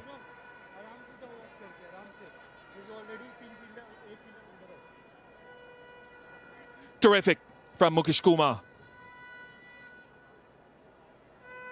So far, he's gotten those Yorkers, the odd change of pace, but those Yorkers spot on. I think he went for over 600,000 US in the auction coming into this IPL just gone. What he doesn't want to do is to give up a couple of boundaries here. He'll slow down at the top of his mark. I've seen it in the IPL final where a good half an over is not enough.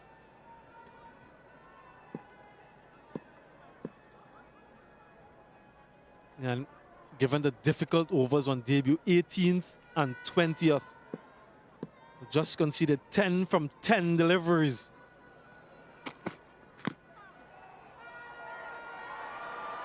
This will be at least a couple. Chahal in pursuit does well. Wants 3, can't get them.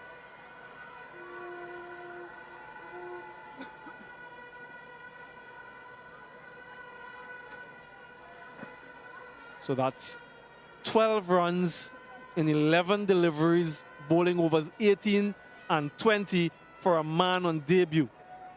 To be trusted with the responsibility firstly and to deliver. Can he finish off well? West Indies, it just spoils everything that I was just saying. If it's one mistake you don't want to make, is this. It's a free hit.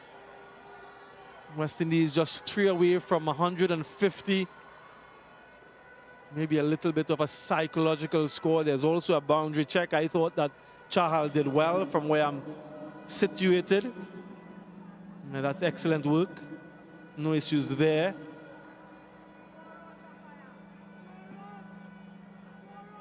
So a free hit. Who's the recipient? Jason Holder.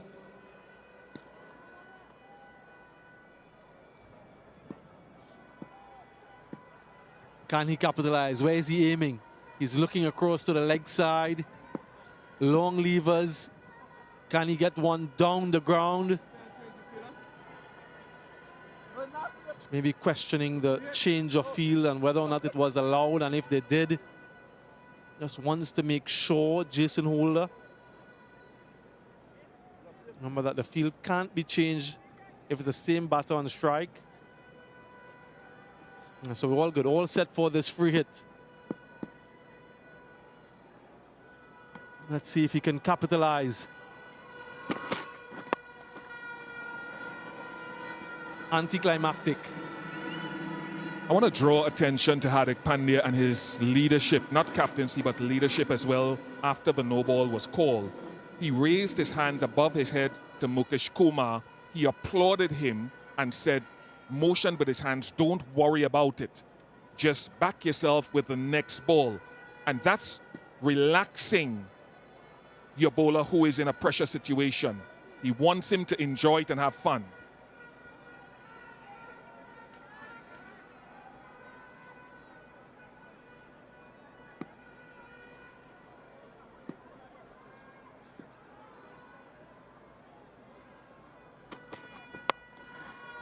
Nails it again. Jason Holder will run back. Doesn't. Decides against it.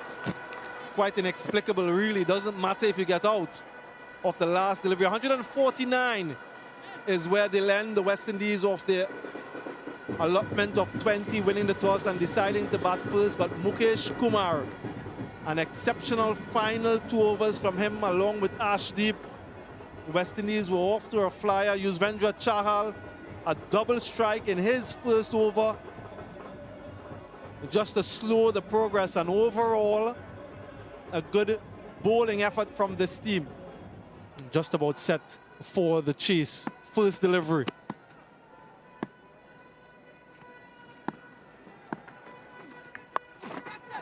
Starts off with a short one, almost gets him a wicket. Off the mark straight away. Hello, Darren Ganga. Kyle.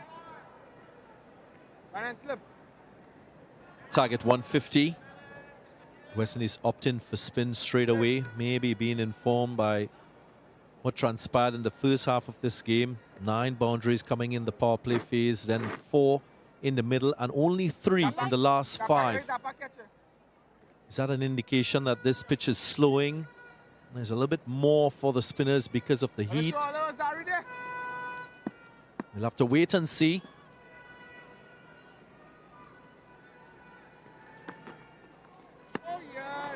Some bounce and turn. Where were you, Akil? Just about to say that with the new ball, it'll be interesting to see what he gets from the surface. Akil, that's wonderful. Lots of revs, lots of energy on that ball.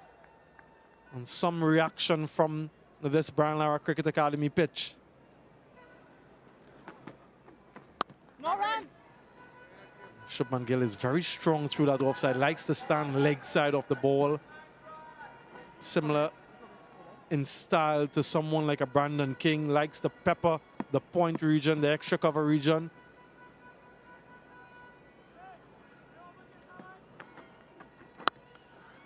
Yeah, Kyle. Good solid start from Hussain.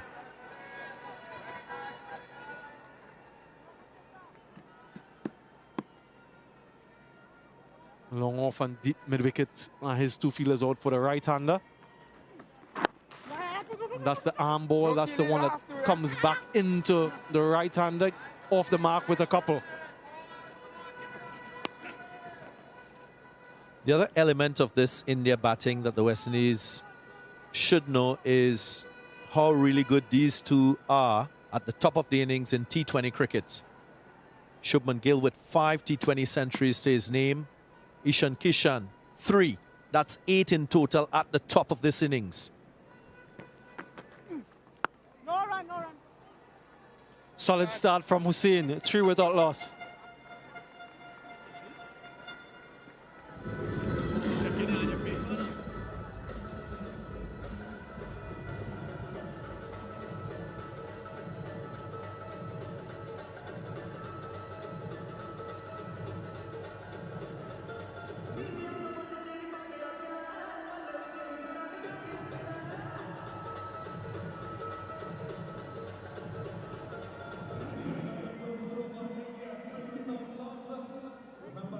Well, if you're just joining us after 21 overs in this contest, this is where things stand. 149 for the West Indies. India just started their chase.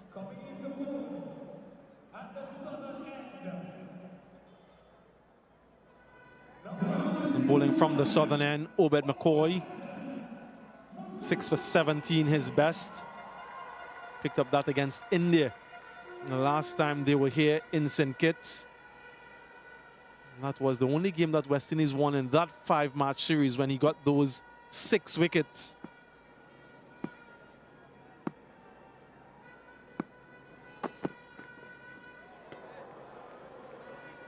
Starts with a short one.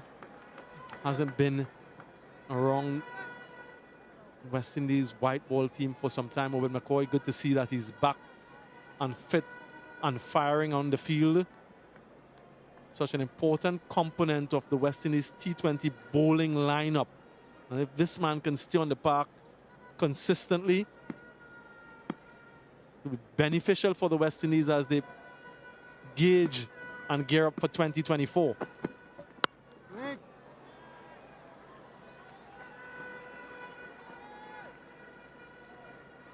West Indies got 149 for 6. You look at that target for India and you feel it's below par. Given what we've seen from the surface, given the fact that the West Indies, they only have 1 specialist spinner in their lineup. So it will be a diet of seam to these Indian batters. The West Indies have 6 bowlers with 5 wicket hauls in T20Is. Quite a few of them involved in some capacity or the other in this match. Obed McCoy, 6 for 17. Darren Sammy, the head coach of the team, 5 for 26 he has. Jason Holder, has a 5 for 27. Alzari Joseph himself, the last T20I West Indies played. Again, South Africa picked up 5 for 40. Ocean Thomas, 5 for 28. Only one not involved is Kimo Paul. He has 5 for 15 as well. Rothman Paul mentioned during that mid-innings interview about the importance of variations and cutters. Obed McCoy is reputed for that. Back of the arm slower ball, off cutters as well.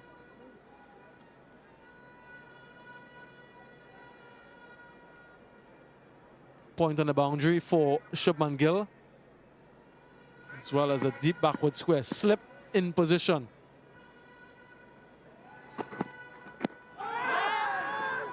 Stifle appeal, pitching outside leg. Is there a discussion? No, there isn't.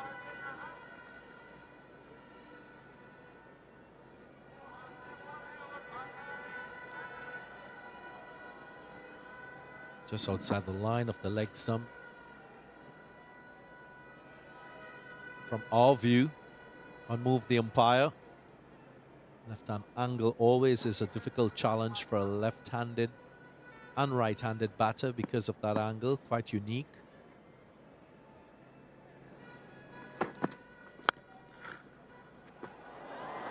Yeah, misfield. Kyle Mears allows a single. Another good start this time for McCoy. 5 without loss.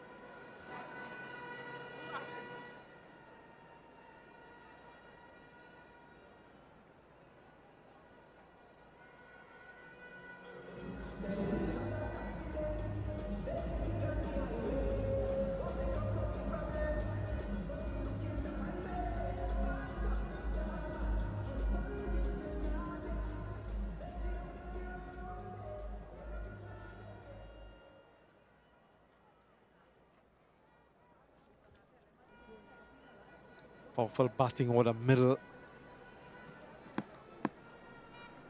for India. No. Well, that's a good line. That's about the widest you want to end for Shubman Gill. Maybe finish on off stump at worst.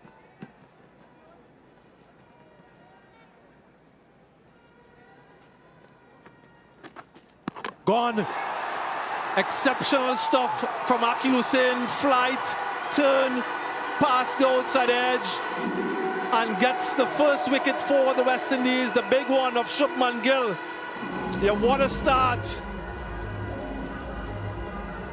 Yeah, as expected, this pitch slowing up, drying out, offering turn for the spin option in that of Akil Hussain. Nicely flighted, lured that movement down the track, and Gill has to depart. Gone for a low score, 3. First wicket for the West Indies, 5 for 1.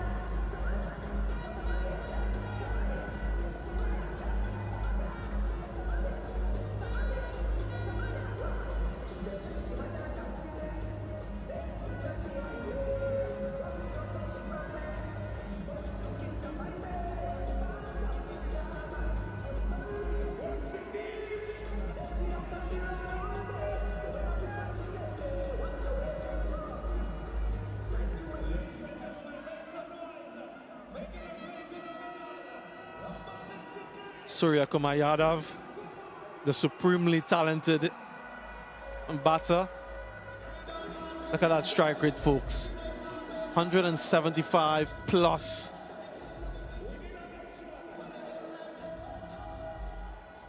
Really good delivery. Flight, turn, simple take for Nicholas Pooran. Exactly what the West Indies were looking for. Silences all of the critics. Missed out on the ODI series, isn't missing out here.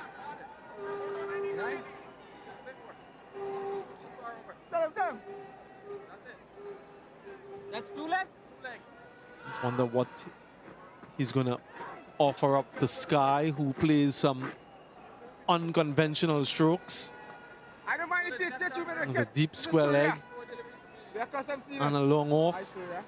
Also has a slip in position. They know the importance of early wickets. Number one T20 batsman in the world, here, boys. Catch him, Kingy.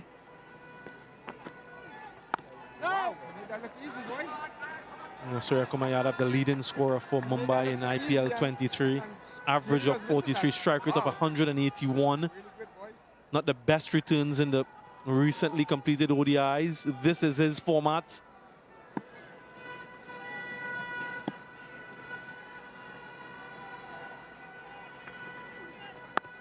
Dive on it, that's it! Yes, you can push it, 40 20 centuries to his name. He's high stock for India. What we've seen with him is an evolution in his game. Yes, he's very good in front of the stumps, but in recent times, he's so good at scoring behind the stumps, making use of those angles, sharp angles. Off the mark, wonderful balance and strike. Just marginally off target, off line, and he punishes you. That's class. Not quite sure this is a length that Akeal Hussain wanted. A little too full on that occasion. But Surya Kumar Yadav is so good. He's a 360 type player. Could score runs all around the ground. So challenging for a bowler to contain him. And much slower from Akeal Hussain. Successful over for him and for the West Indies, 10 for 1.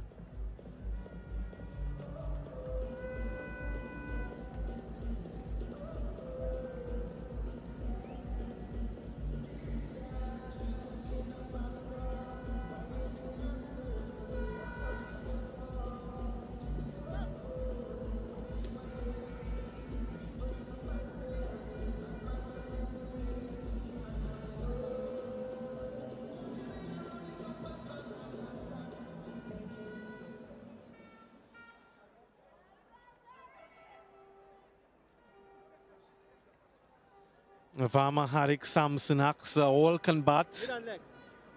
Mid and leg, 2 legs. Zari Joseph 5 for 40 against South Africa. The last time he played a T20I, a game that West Indies won to win that series.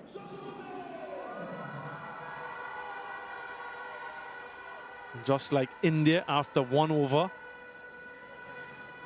Obed McCoy has been replaced. Slip in position.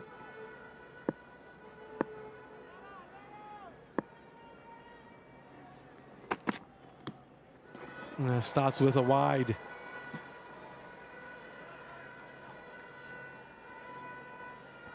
Not surprisingly, the 2 deep fielders are positioned at deep third, deep fine leg. They're well aware of his range of scoring and what he usually does. So good at using pace and going behind the stumps, which is scoring. Surya Kumar Yadav.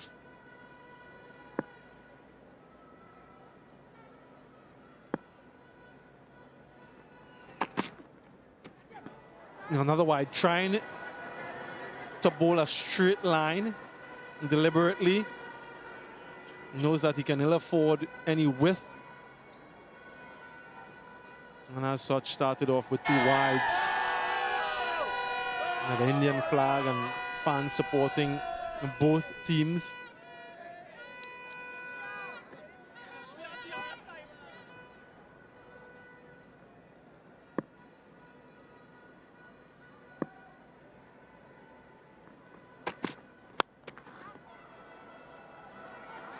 At least 1. Well, it goes for 4. Didn't think that he timed it well enough, but gets the boundary, adjusts his line, and disappears for 4. Not a bad delivery from Alzari Joseph. He struck this one on the up. Again, an indication that the new ball and against fast bowlers will make it easier for batting. just hitting through the line. Sky. Alzarri Joseph sitting on a landmark, possibly. 90-90, 20 wickets. So close to 3 figures on that occasion. Yeah, that was a peach. Shape away from the right-hander. Look at that seam position. Too much movement to get the edge. I just thought that West Indies might have considered an additional spin option for this game.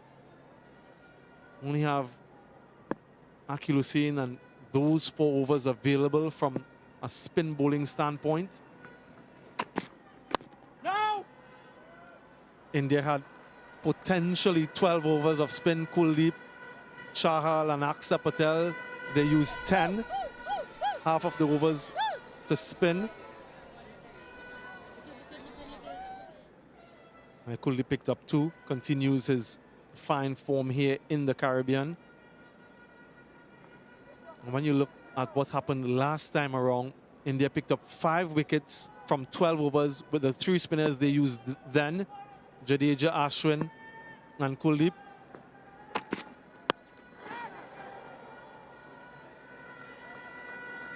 And Akhil Hussain got 1 for 14, so based on that history, maybe consideration for another spinner. There's another spinner in the team.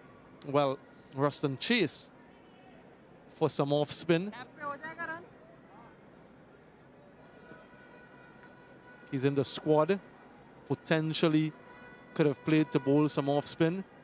Not considered, so let's just see how the faster bowlers go on the surface.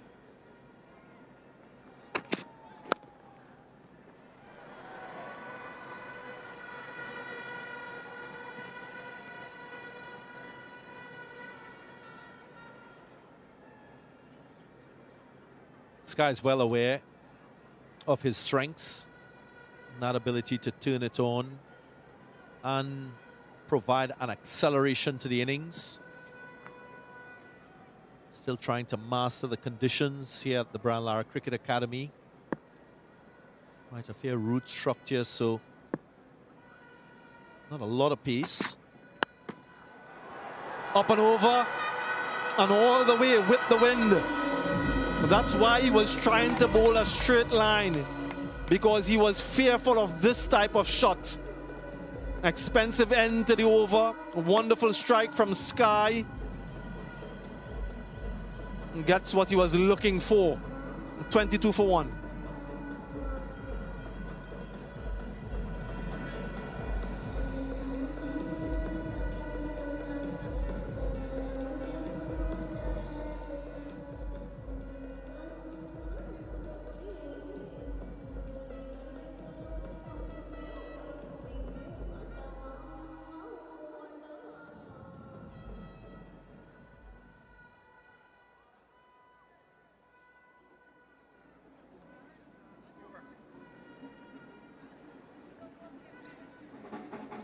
Was a rank short delivery from Alzarri Joseph. Not too difficult for Surya Kumar Yadav. Had enough time to pick his spot. Well aware that there are no sweepers through that offside cover region.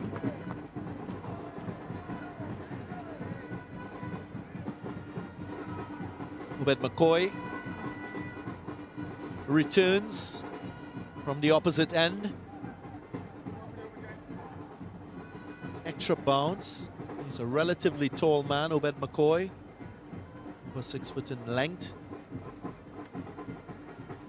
Ishan Kishan just trying to hint to the umpire. It was a little too high for his liking.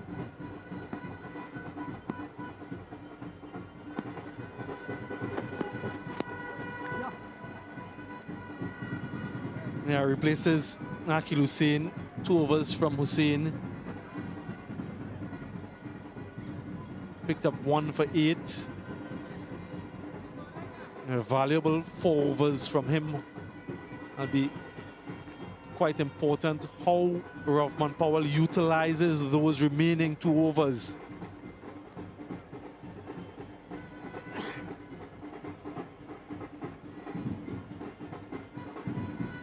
Nice little start from Sky, 15 from 10. Kishan hasn't really gotten going yet, just 2 from 7. Fine leg. On third, 2 fielders out. Remember, Sky will be hitting with the wind, leg side.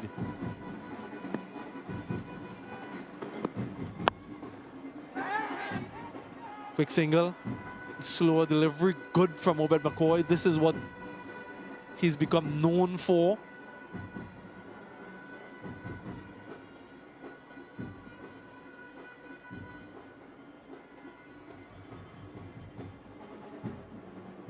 Not a lot of strike for Ishan Kishan, just 7 deliveries faced so far, only 2 runs. He's been in prolific form across the different formats of this tour. Yeah, you can just sense that he's itching to get going. Not exactly where he wanted it, but a very aggressive stroke. The last 2 balls he's faced, he gets the boundary this time. Romario Shepherd, the fielder in deep third, had to run around to his right. In T20 cricket, of course, that sort of deep position is always in play. It's a position that you've got to be alert, be aware. Opportunities might just come by your way.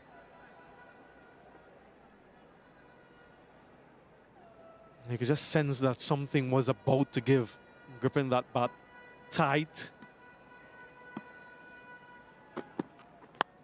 And again, goes down the ground straight to Rovman Powell. I was just sensing that something's got to happen, either boundaries or a wicket. It's the latter. Another wicket for West Indies, another wicket against India for Obed McCoy. A change in ends by Rovman Powell, and good use of the angle by Obed McCoy. Just cramping Ishan Kishan, but just turning in his hand, chipping it straight to Powell. Another important wicket for the West Indies this time. Ishan Kishan goes for 6, and it's 28 for 2.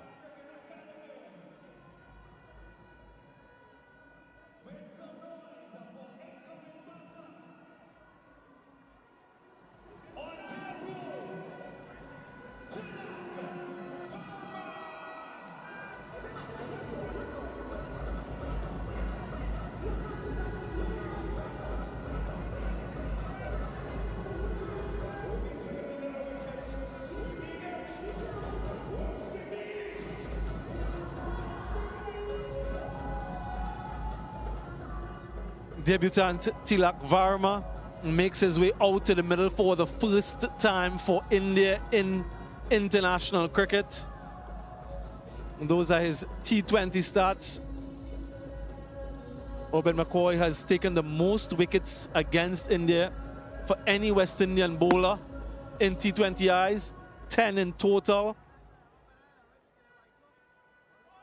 And a really good start from a bowling standpoint for the hosts. Tilak Varma on the back of 2 really good IPL seasons. 2022, 397 runs for the Mumbai Indians at 131 strike rate. 2023 followed that up with 347 runs at 164.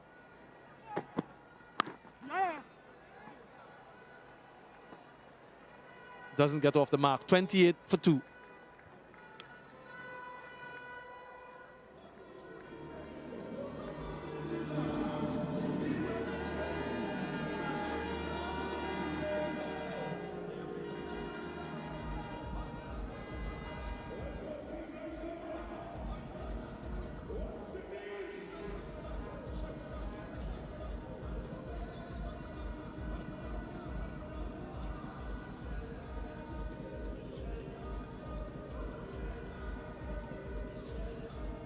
Both openers dismissed as the West Indies look to make a game of this. India 28 for 2. Wicket of Ishan Kishan in the previous over. Sees Alzari Joseph with ball in hand to continue to a pair of Mumbai Indians batters batting together. Saw it in the last over as well. It's a good place to bowl to Surya Kumar Yadav. With plays and misses and 2 wickets already. Game on, Ian Bishop. Terrific from Alzarri Joseph. You're right. I think it was over number 3.2 that he got one in a similar area to Surya Kumar, and it encourages the slip to come into play, which is correct. Now, bowl as close to that area as you can again.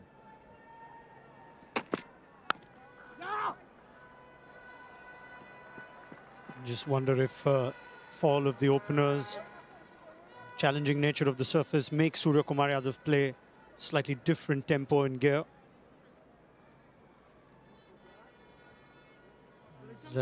Back to the format that he has bossed.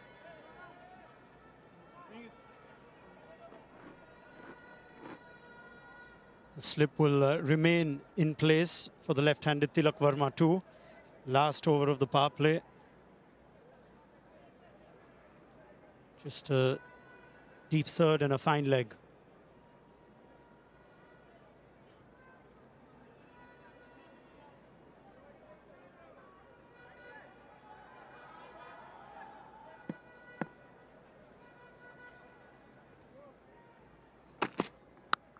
Oh my goodness. The tail of Tilak Verma, the India player, takes off in Trinidad. What a way to get your first international runs.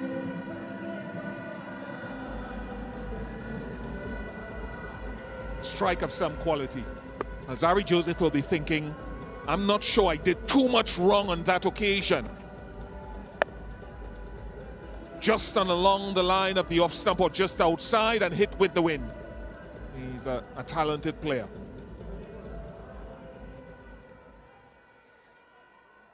I just brought up with the Surya, I'll change gears. This is Tilak's first gear. Right, what's Alzarri's response? That is Tilak's response. 2 sixes in 2 balls. The talent of Tilak Verma. The future is here for India.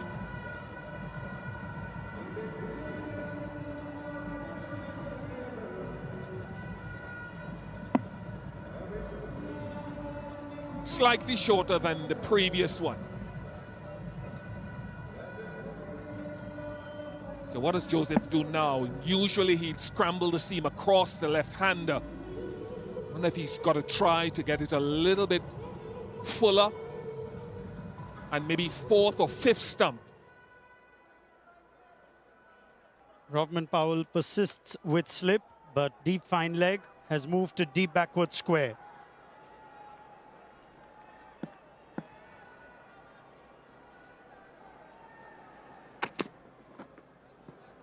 That's probably where he should have been first 2 balls.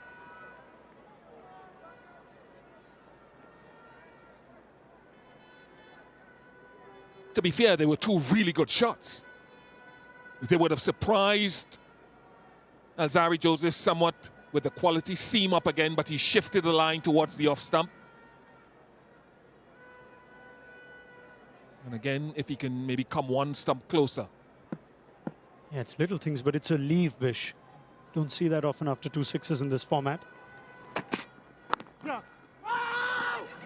One of his many strengths was game awareness, and it's the awareness that will lead to overthrows. He played 2 quality shots to get his first 2 boundaries. He's been gifted a few, to the fury of Alzarri Joseph, to complete the power play with an expensive 17-run over. India 45 for 2.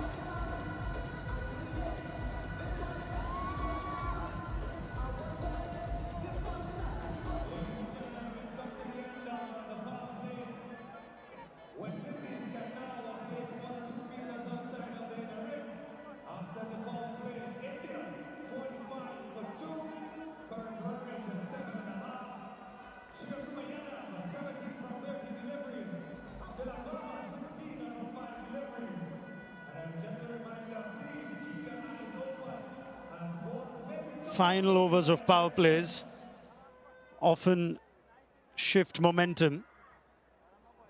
This was the last ball of the previous over.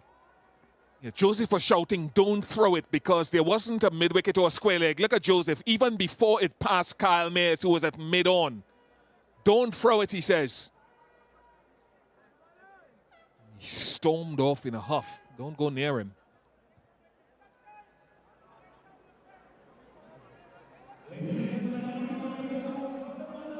He's on his own now.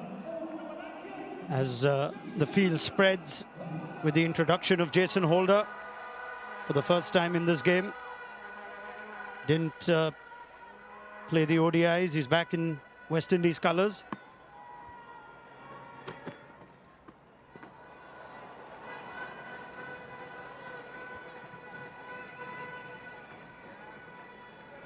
He's bowling to a pair that have orchestrated some serious destruction for the Mumbai Indians. Last two IPL, Surya and Tilak Verma, 466 runs, nearly 9 run over.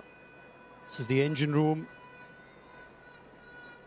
of mighty IPL franchise. Rovman Powell will have something to think about. He actually would have thought of his team ahead of the game in the first 5.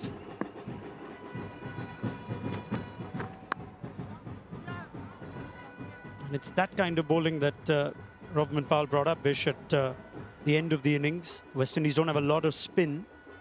It cutters into the surface the way Hardik Pandya bowled. Could be the way. Yeah, the discussion about spin is one that we can talk about a little bit later. We'll park that aside for now. But Holder and Shepherd to follow, and perhaps if things need be, Kyle Mayers have got to put in a good shift. McCoy's done well. Akil Hussain has done well so far. Zari Joseph has bowled a couple of good deliveries, but the other bowlers have to support well.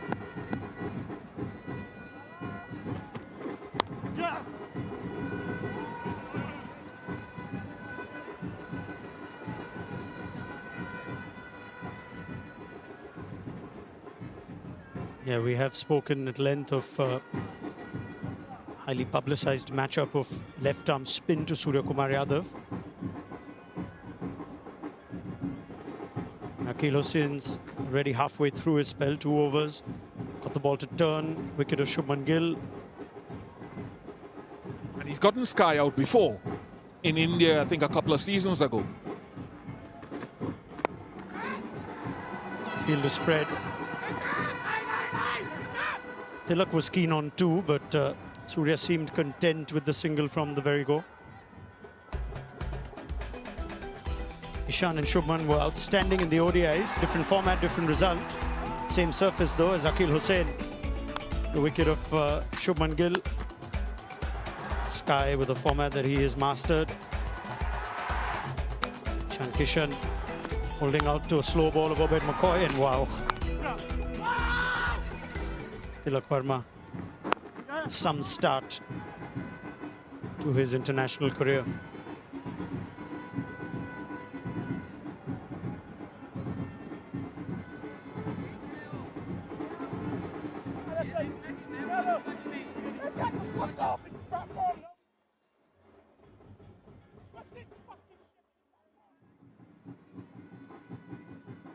Just some instruction from the senior pro on how they want to judge their singles.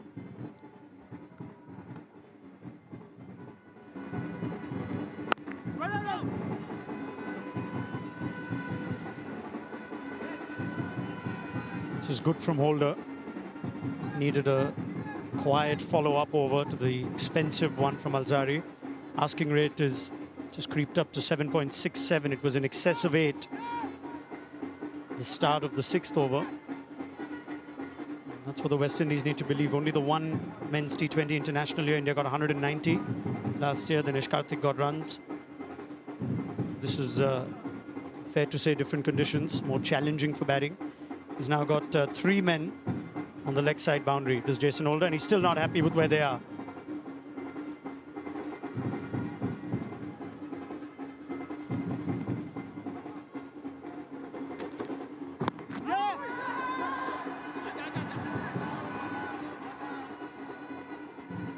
It's a good over from Holder, but India's 50 has come up.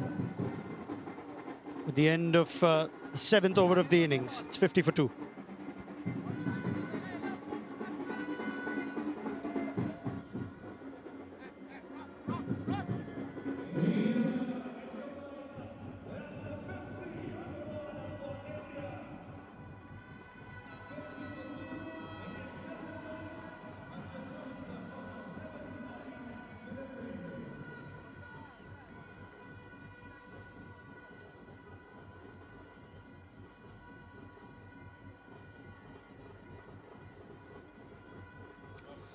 Exactly 100 to win for India. 7.69 modern day T20 cricket. Seeing batting sides in control. But boundary hitting wasn't easy as we went deeper into the innings. No boundaries for the West Indies in the last 3 overs. Romario Shepherd was one of the batters who was trying. He's got ball in hand now.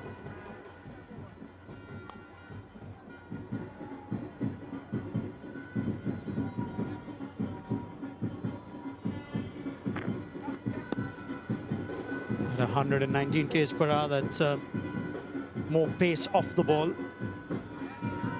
Well, I shouldn't say the big battle, but the little things that you do to try to have an impact on the game is always to try to make them hit the ball as much as they want to go for the big shots to the eastern side, leg side as it is now.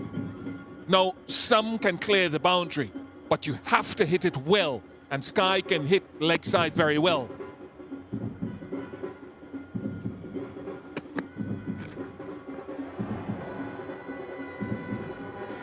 Giving Surya Kumar Yadav no pace.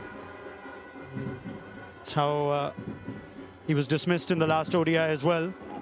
But it's a cutter again, and it's a tight line. You see, Jason Holder's last ball to Tilak Varma, cutter.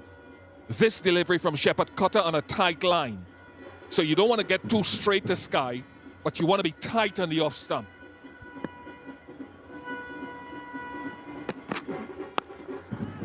He's not got all of it.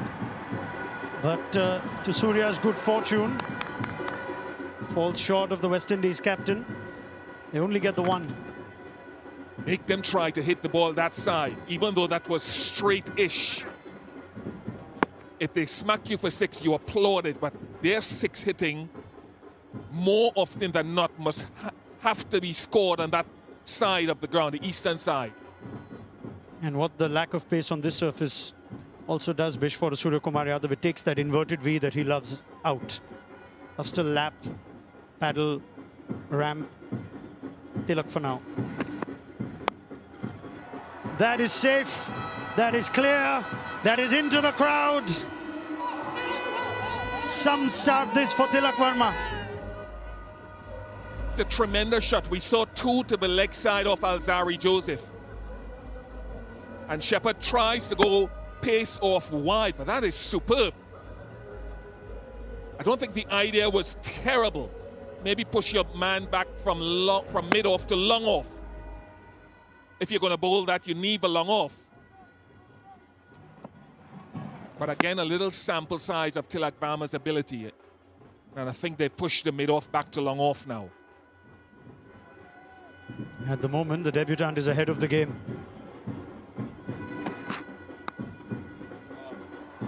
Clever. It's not just power, it's a gift of game sense that we've seen in the IPL. We're now seeing it for India. You know what I like about this, folks? Wherever you're watching, in the Caribbean or outside, he brought the deep third up the ball before because he got struck for 6, pushed the long off back, and Varma said, you brought the deep third up? I am going down to deep third now. That is playing the field.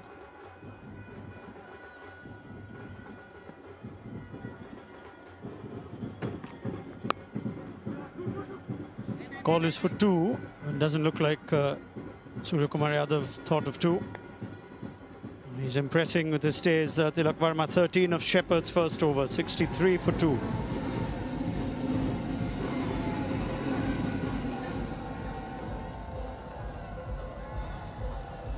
As soon as that second wicket fell of Ishan Kishan, Tilak Varma, almost on his own, has got the 2 worms together, striking at 223 his first 13 balls.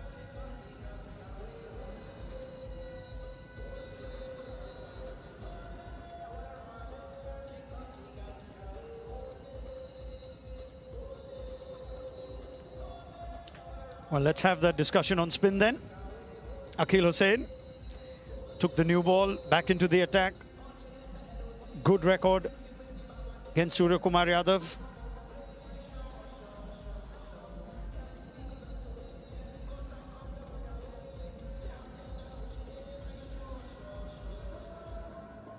Gregory Brathwaite has just sent a large contingent of the Indian support staff back. It's not drinks.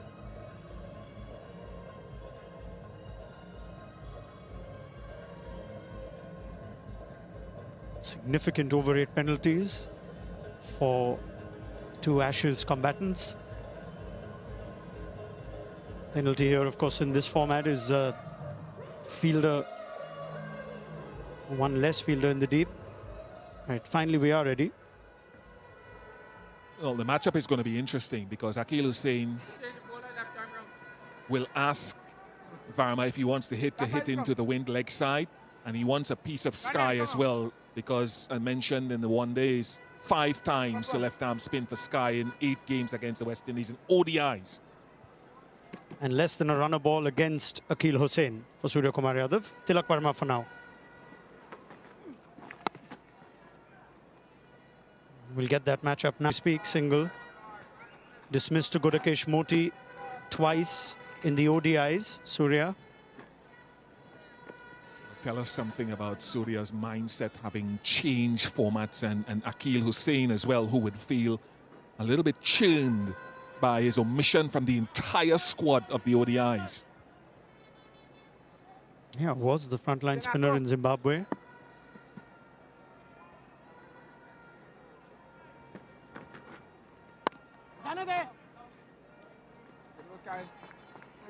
We talk about it a lot, Vish, but I know the players also think about it. Saw the way Nicholas Puran showed Kuldeep Yadav a lot of respect. Happy to take on Chahal and Aksar. So whether Surya is thinking about it, we'll find out.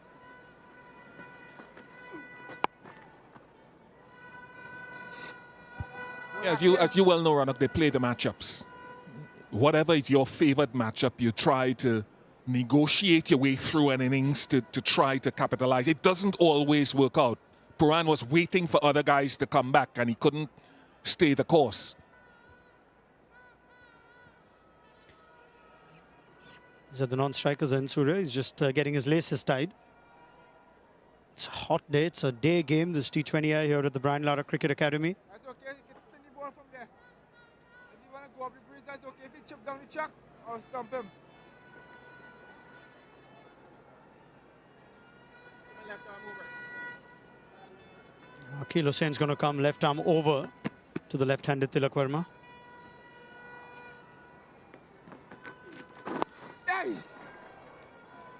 Just because of that, Jason Holder is down there at long off. I'd like to see Jason Holder as one of the fielders in that leg side, being the tallest player on the field. That's the last ball leading edge, because he's come over the wicket to bowl straighter. One. It does look like chat would have been clear. Maybe that's the message that came out. Can never be sure, but there's one spinner. Just reminding these two, reminding Tilak Varma. Robin Powell can play his spin card just for the one bowler. And India do not bat beyond 7.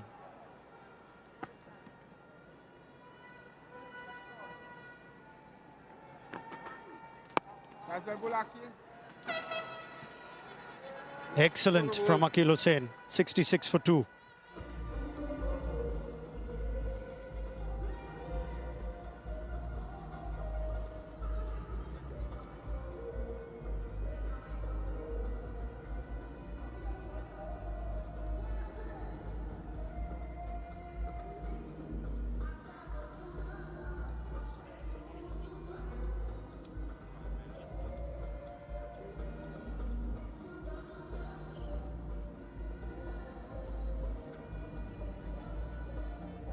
Two left-armers with the new ball, excellent. 5 overs, 2 for 18 between them, 19 dot balls.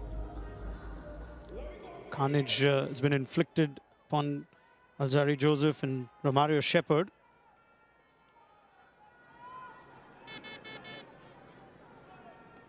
You sense the importance of this period of play. need a wicket. Need to get the opposition 3 or 4 down when you only have 149 on the board. 2 men back for Jason Holder on the leg side, as well as long on.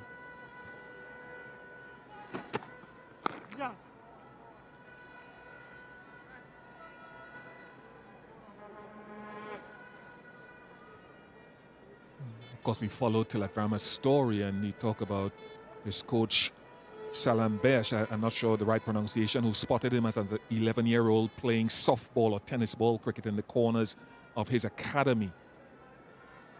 Back in the day, Tilak was only 11, and coach went to his parents and said, can you ask him if he played for an academy? And they said no. He said, can you come and join my academy? And I think the parents said, we can't afford it. And coach Salam said, nah, I'll pay for everything. And he used to pick Tilak up and drive him on his motorcycle 40 meters from home to the academy. Then he finally made it to India in 2018 under 19s and the World Cup under 19 World Cup with Yashasvi Jaiswal in 2020 in South Africa.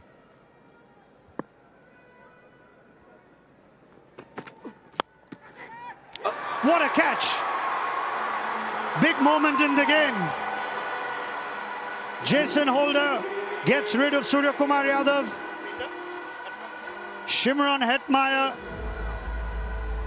may have turned this game. The West Indies break through. That is a terrific catch. It was always going away from Hetmeyer, going away from him, and he stretched every sinew to get there. Excellent from Jason Holder, backing up the good work of Hussain and McCoy. And Sky goes for 21, 67 for 3. Fall of Surya Kumar Yadav's wicket will also trigger the Blue Waters drinks break.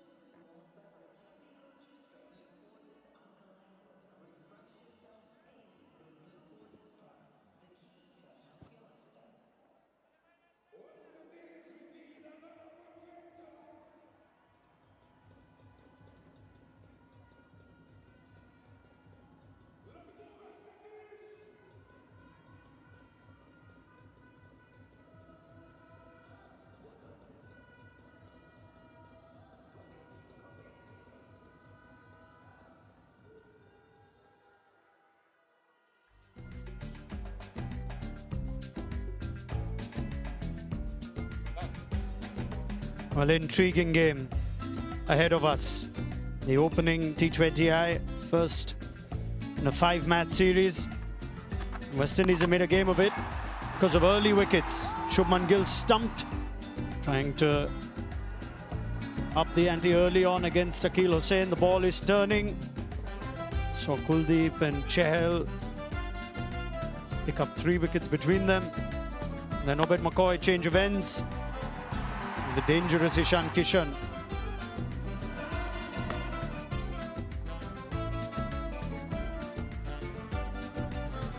Then the last one, Sky.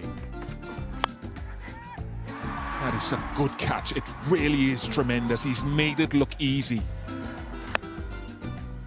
That would have been slicing away from him. Brilliant from Hetmeyer.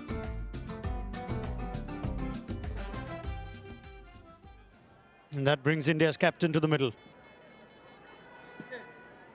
Hardik Pandya up against Jason Holder.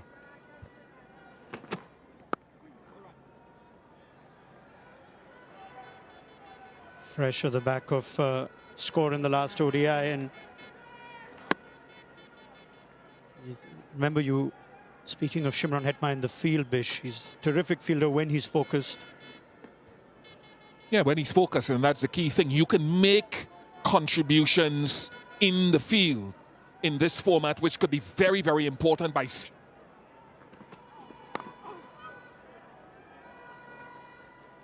And that's what you want from every player on every team.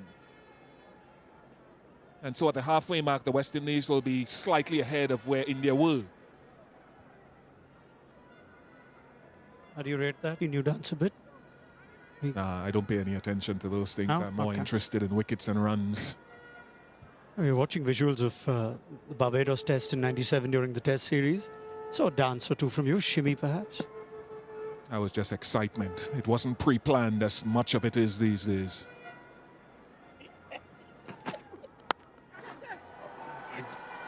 It's one of those that he's not middled. Went in the air, but clear of a fielder. Really good this from Jason Holder. After Alzari Joseph and Romario Shepherd were expensive, Robin Powell needs senior pro to stand up and ensure Akil Hussain has support. Robin McCoy has bowled well as well. Need at least 3 bowlers to have a really good day if you're going to defend 149 in a T20 game. Yeah, it's going to be incumbent, I think once the ball gets soft, it won't be easy to hit those boundaries.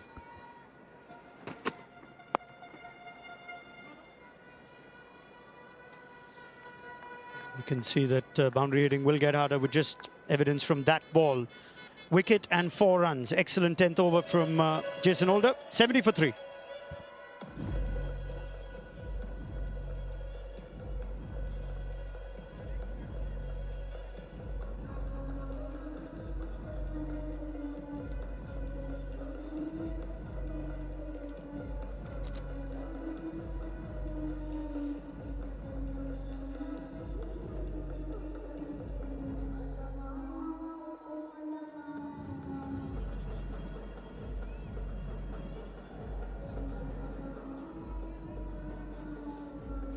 India 70 for 3. 80 more required from 60 balls. Halfway stage of the innings. At a similar stage, the West Indies, they were 69 for 3. So even Stevens, Shakira Salman. Afternoon to you.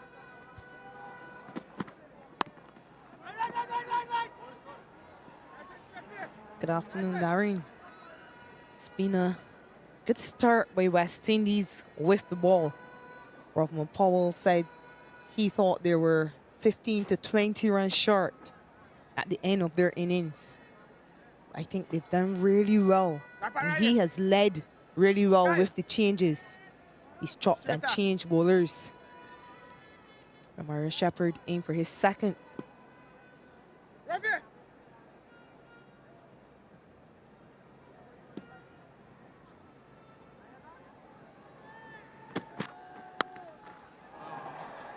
Pulled fiercely in front of square. Varma playing a really good innings on debut. 33 from 18. Looks as though he belongs at this level. Seen him ply his trade for the Mumbai Indians in quite an accomplished manner. And here again, making that transition from T20 cricket into T20 internationals quite easily. Yeah, on the back of 2 really good IPL seasons. He's played 25 IPL matches already.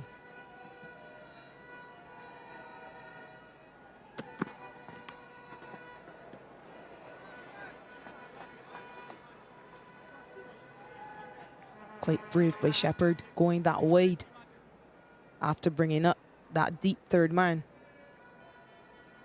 We saw in his first over when he brought up that man from deep third. Tilak Verma found the gap and manipulated the field quite well.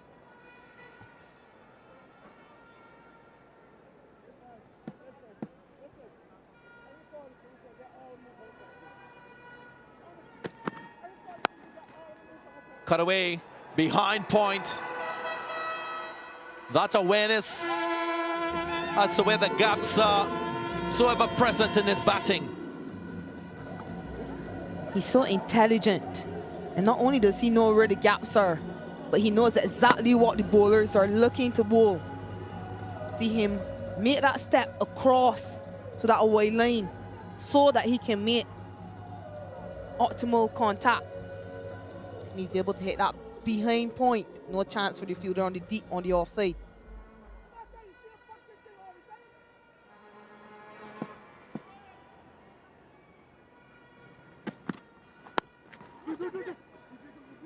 Again, the balance to in the innings with attack, defense, rotation of strike. Those are the qualities you want to see in T20 batters, because at times the situation will change, the conditions will be different, and you expect that batters will have the ingredients to perform, to deliver.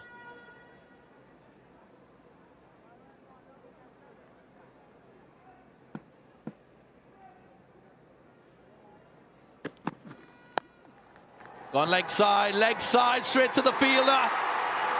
Ball just hanging a bit. Ill-advised stroke, didn't find the gap. And it's Shepherd with another wicket for the West Indies. We've just been bigging him up. But this is really good for Mario Shepherd, and he deserves all the applause for that. It's another slower delivery into the pitch, and this time a lot straighter, asking Tilak Verma to go up into that wing. And another catch for Shimram Hetmeyer. A good start to his international career, but he goes for 39, and India in further trouble at 77 for 4.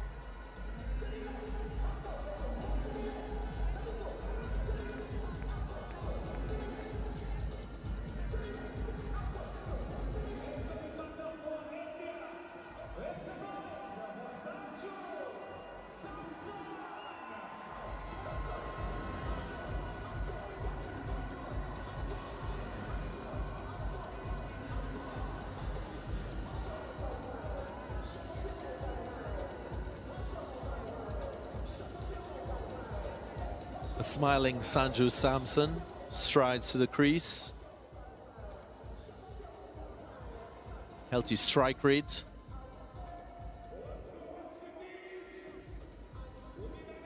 Tilak Varma just not getting the gap on this occasion. There was length on the ball, didn't have a lot of pace for him to work with. Maybe just waiting on the ball a little bit more. His intention was to hit it in front of square, but a little more hang time when hitting into the wind allowed Hetmeyer to comfortably take the catch. Joseph is back.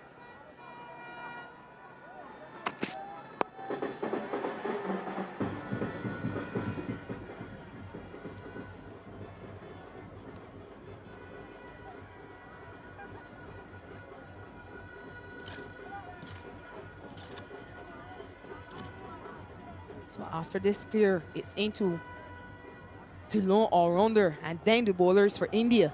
So this is a crucial partnership if they're going to take down West Indies in this game. Nice rotation of his bowlers. Rahman Paul trying to utilize the conditions, keeping pulse of how things are turning out. Of course, only one specialist spinner in this West Indian 11 today. So a heavy reliance on his fast bowlers to produce wickets and win this game.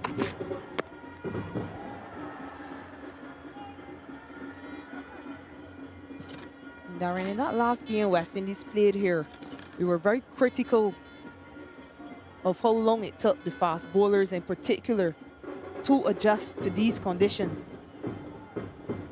But today they've adjusted and adapted quite well and quite quickly. Obviously learning from the mistakes they would have made in that last ODI, and also learning from the way the Indian bowlers went about bowling.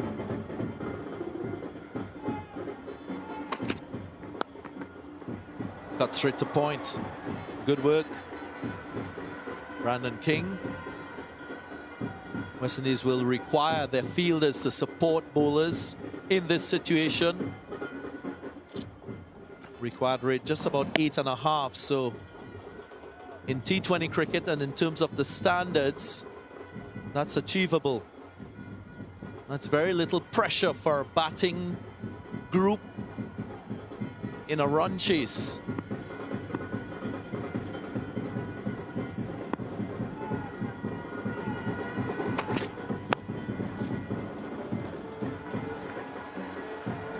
This is good from Alzarri Joseph. He needs to back up the work of the bowlers in the previous overs. It started when Akil Hossain was reintroduced into the attack. It was backed up by Jason Holder. But a very good Yorker there by him. So perhaps going to his variations.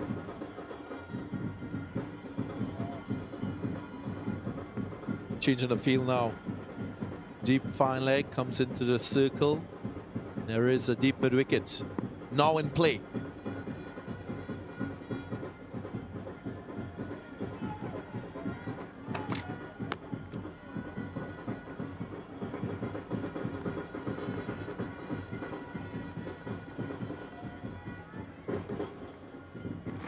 It's just 2 from the over so far. But how does Alzarri Joseph get out of the over?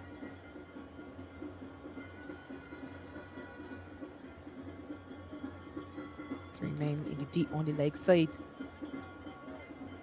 a sweeper on the off side, and a deep third.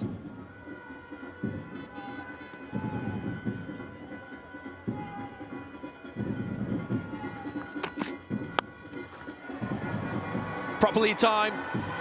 Hardik Pandya, the captain, gets one through that cover region. In the air though, but in full control.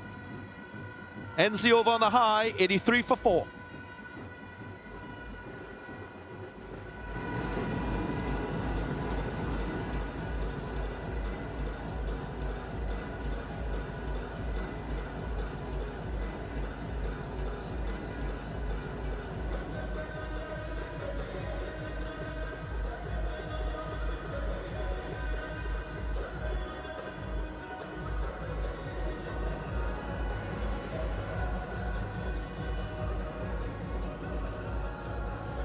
Rhythm section in motion, creating a special atmosphere here at the Brown Lara Cricket Academy, hitting on the up. Still the bounce, consistent enough for Hardik Pandya to truss it, to hit through the line. Akil Hossain back for his final over. And he's been excellent for West Indies. He's just gone for 11 runs in his 3 overs. He's gotten 1 wicket. Slitting.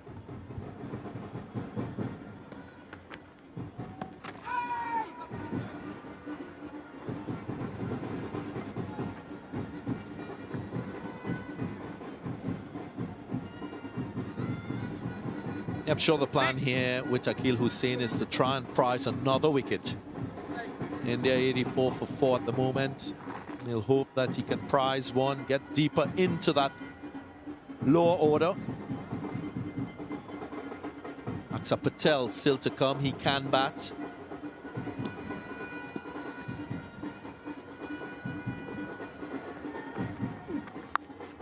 Swept powerfully in front of square. Fine stroke by the Indian captain, taking things into his own hands. Yeah, a necessary boundary for India. If that scoring rate requires scoring rate going up. Really good by Hardik Pandya, who has come into this game on the back of a half century in that last ODI.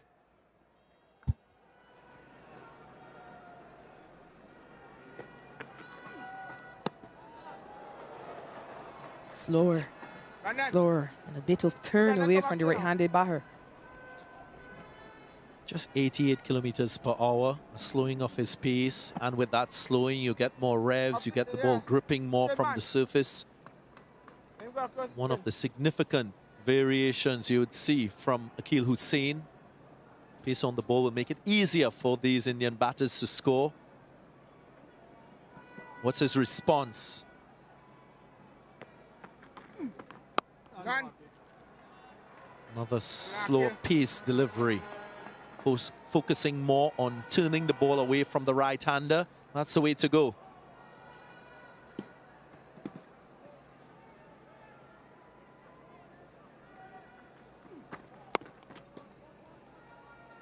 Really? Just 2 balls before this, they opted to take that fielder out from sharp mid-wicket. Being willing to give up that single and perhaps even a 2, putting that fielder behind square on the offside, wanting to protect that boundary with the ball turning away from the right-hander.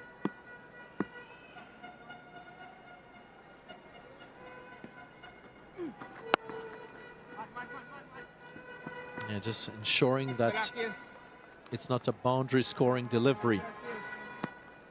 End of a brilliant spell from Akeal Hussain. His 4 overs producing a wicket and 17 runs.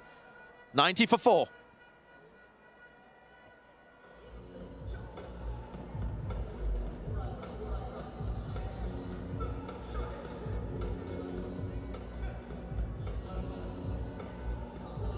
Akeal Hussain completing his quota, 4 overs, 1 for 17. Excellent figures. 2 overs left for McCoy, 2 for Holder, 2 for Shepherd, and 1 for Joseph.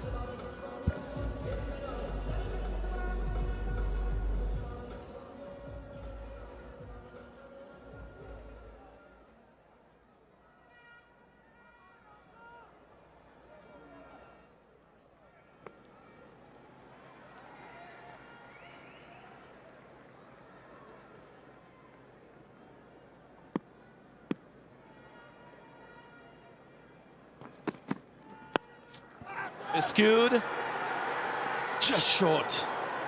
Joseph was racing in. You felt for a moment there was a chance. Not to be. Different Shepherd once again into the pitch, asking another batter to go up into the wind.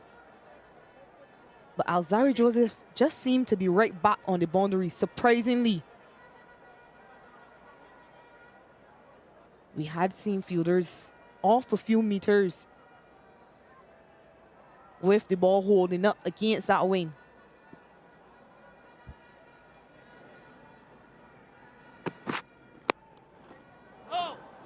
Went with the fuller length, trying not to be predictable, using that short ball you'd think as a surprise. Shakira Selman sounding like a coach there.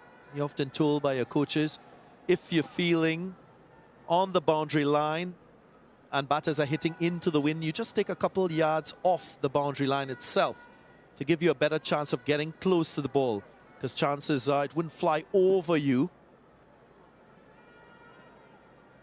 Little things that matter most.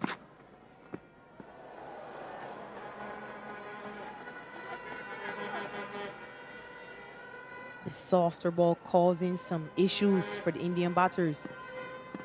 Also, again, subtle changes of pace.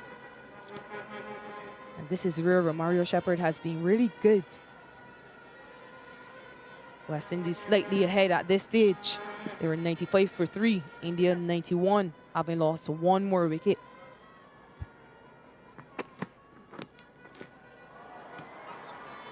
Have to reload.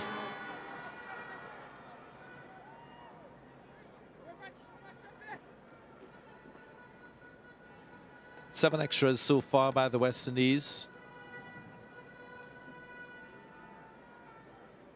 Another area to be disciplined with when you having to defend 149.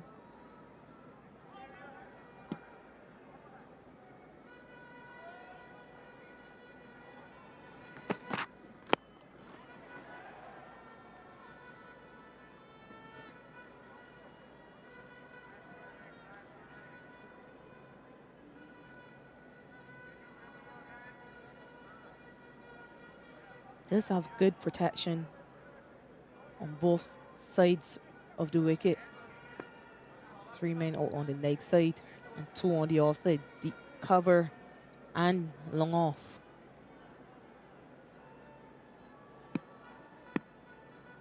He doesn't have to be predictable.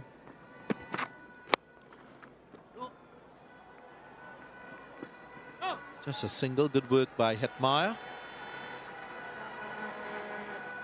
I guess the other challenge for Rovman Paul is the fact that he's just bowled 5 overs, or 5 bowlers, I should say. Hasn't used that 6th bowler. You'd think that 6th bowler is Kyle Mayers, who has bowled in T20 internationals. He's not picked up wickets, even himself. Rovman Paul is also useful with the ball in T20 internationals. Just away from the reach of that field at backward point. Despairing dive by Brandon King couldn't prevent the boundary. Good end to the over for India, 98 for 4.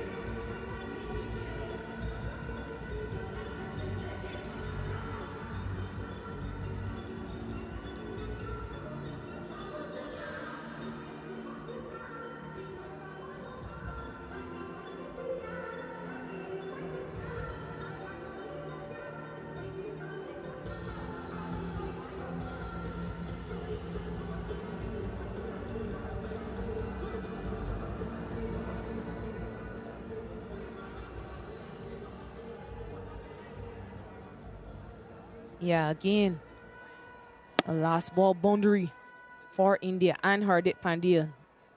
Inadvertent, not really where he intended to hit that one. But it doesn't matter, he'll take it.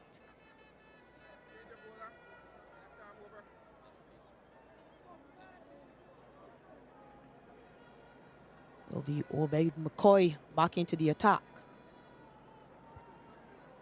So 2 overs for 7 runs. He's gotten 1 wicket. That's a no ball. Yep, confirmation that it was over that waist height. And it's a free hit. West Indian seamers today, they've toiled collectively. Boundaries coming from all different lengths. Often see this type of pitch map from T20 bowlers. Not the customary clusters you would see in Test match cricket, because you don't want to be too predictable as a bowler in this format. Free hit time.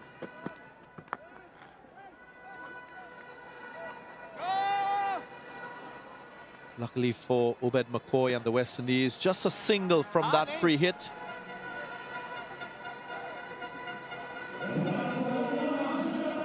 That single brings up the 100 for India. It's taken them 14 overs. They now require 50 from just 35 deliveries. Right, already 6 boundaries in this middle phase of the innings for India. Much more than the West Indies. West Indies scored 4 boundaries in this phase, and you can tell that it's becoming much more challenging to strike the ball with fluency. Sun beating down on this pitch. Bowlers using their cutters to good effect. Spinners turning the ball. West Indies only scored 3 boundaries in the last 5 overs, Shakira Selman. That was primarily due to some excellent bowling from Mukesh Kumar in particular. Also from Arshdeep Singh. Mukesh Kumar really nailed his Yorkers.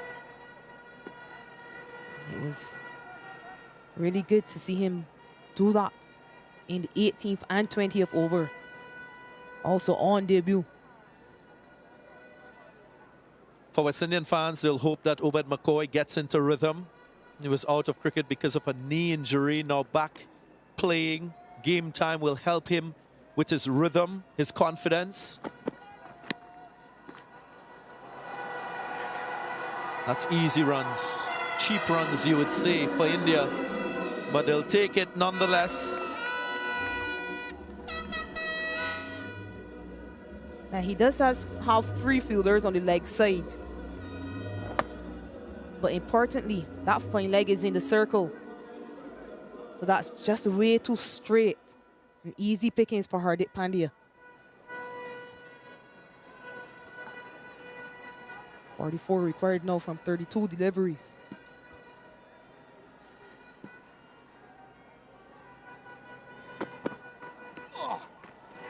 There's that piece of that variation you see from Obed McCoy. So good. Usually he is off the back of the hand to the side of the hand. Yep, that one coming from the side, rolling his fingers down the side of the seam. Hardik Pandya led the way with those variations. He bowled lots of cutters when he bowled at the West Indian batters. So he should expect this.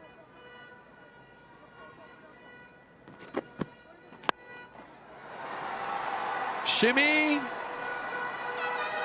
Set himself. And that wonderful swing we've often seen from Sanju Samson being used to good effect. Flies for 6. 15 overs gone, 113 for 4.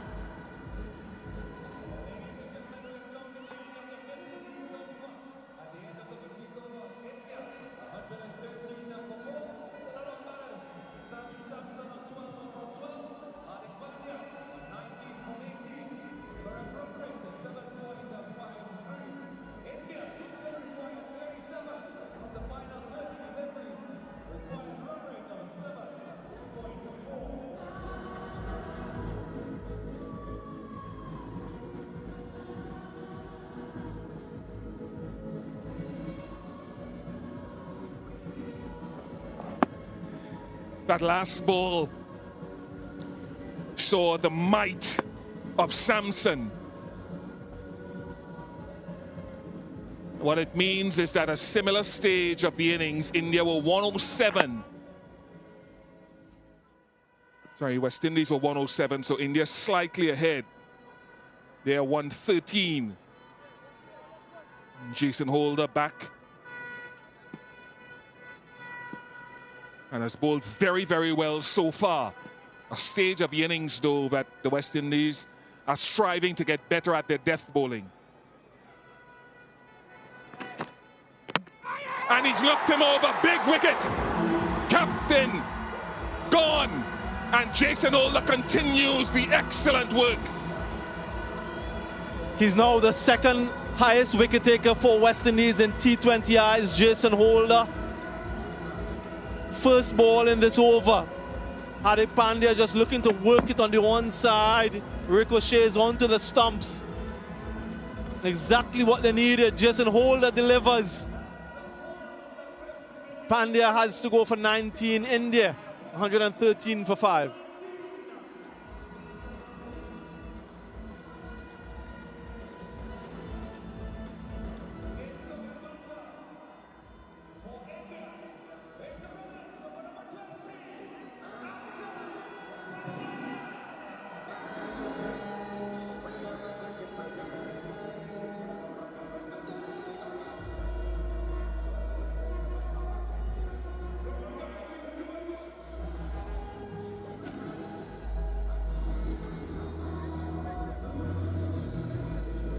Akshar Patel comes to the crease. He played a magnificent hand last year at the Queen's Park Oval in an ODI to help India to win the game. But Holder has been brilliant with his cutters. And this is the length that is oftentimes spoken about, top of off.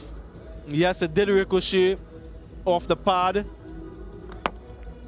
Another one of those slower deliveries. Just taking pace off and asking Hardik to do something out of the ordinary. And that's a big blow. The game is very delicately poised at the moment. India need 37 from 29.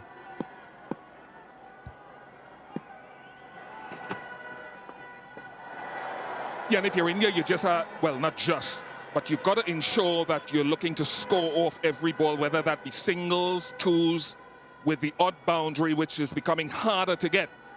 But the dot balls are the things the West Indies will be relatively happy with only 37 to get.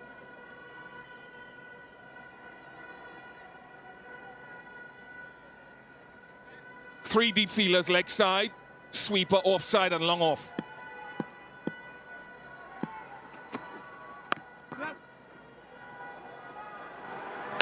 Hit it, he hit it. Kalmir's hit it. Buran thinks he's got his man, he'll be tight. Might be gone. TV umpire to director, we have an umpire's review for rollout at the striker's end. And have your best side on angle, please.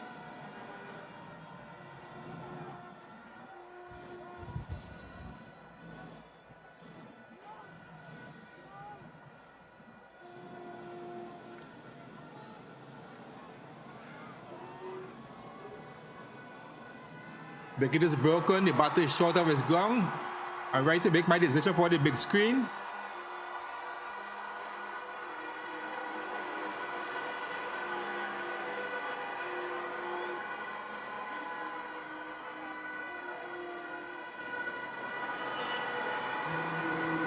Confirmation of that run-out magical moment from Mayers brings an end to Sanju Samson. 2 wickets now in this over. Samson goes for 12, 113 for 6.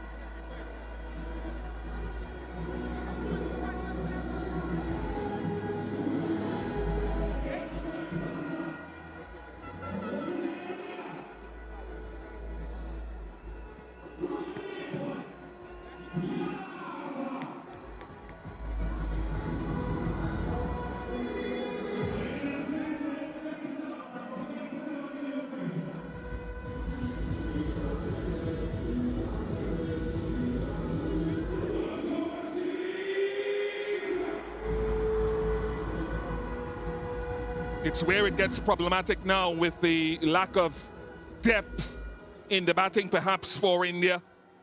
But we've seen an excellent Hetmeyer catch now. Great work in the field from Mayers.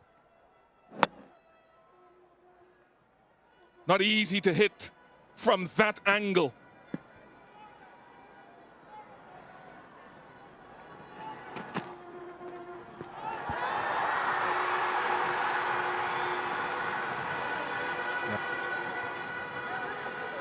And importantly, another dot. Yeah, this has been a sensational over from Jason Holder. Wicket first ball, dot, run out, and another dot. So no runs yet into his third, only conceding 8, picked up 2 wickets. Different role for him of late through the middle and back end.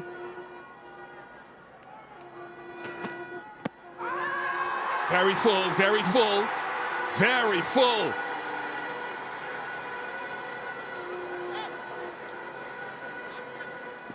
Ruffman is way down there at long on, depending on his close infielders and keeper. Yeah, they think that it's pitched outside leg. Always difficult for the right-hand bowler over the wicket to the left-handed batter. Already messed up one non-review. When Kalmir's was dismissed, LBW. Didn't review, and it wasn't hitting. Top class over. Who bowls the next one for the West Indies? Brilliant from Holder. 113 for 6.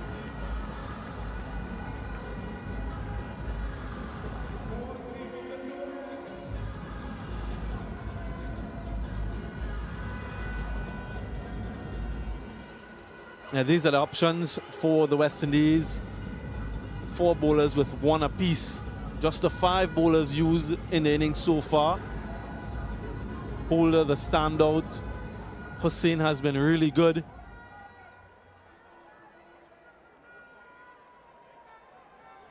Beg your pardon, it was a double wicket maiden for Jason Holder that over.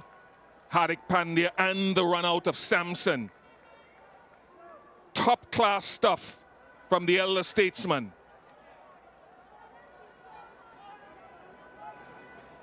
Zari Joseph hasn't had an auspicious time so far today. but he'll be hoping to make up now. One good over.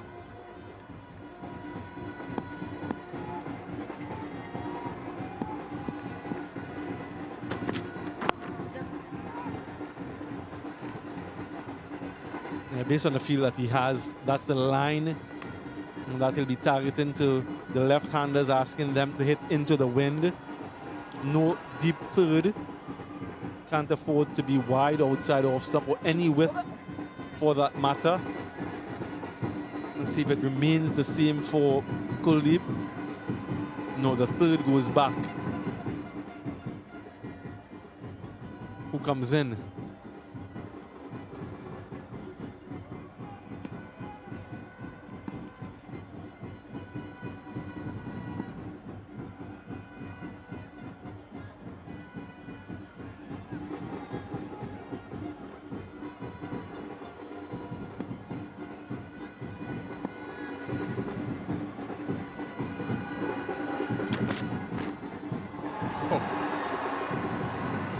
Too quick, too good for Kuldeep, and there's the intent there.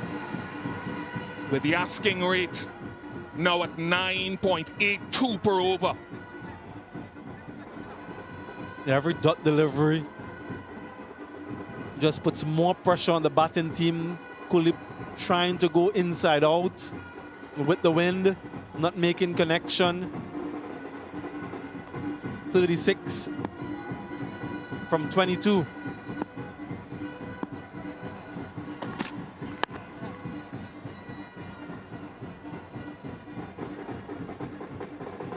India will look back, whatever the outcome at this little phase. West Indies got 42 of the last 5. India needed 37 with Pandya and Samson at the crease off the last 5. Holder removed Pandya with the first ball of over 16, and then Samson run out. So shifting the equation back, or power, balance of power to the West Indies. Deep third comes up, and 4 fielders lining the deep leg side boundary.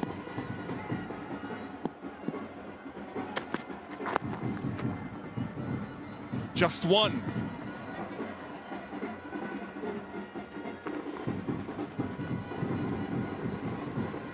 Spoken about finishing games for India, Aksa Patel has an opportunity now to do that. Has augmented his batting pedigree in recent times, starting with that tour last year in the West Indies, those ODIs at the Queen's Park Oval. Can they find the boundary? Can they find something from somewhere? Joseph has to be on target.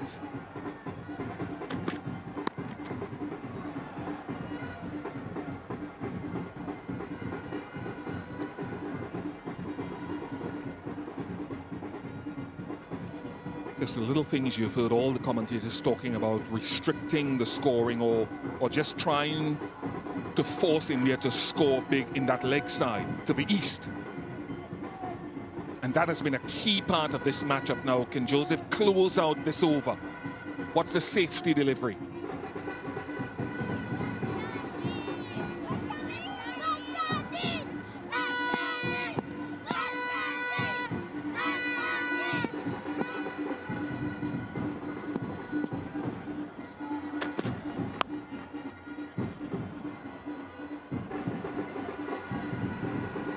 Just 5 off the over. Good over from Joseph. 118 for 6.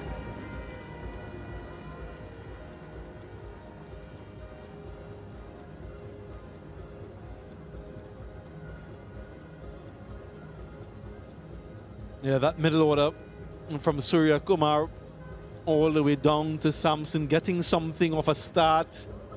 No one really pushing on. Varma on debut. 39 from 22 looked really good.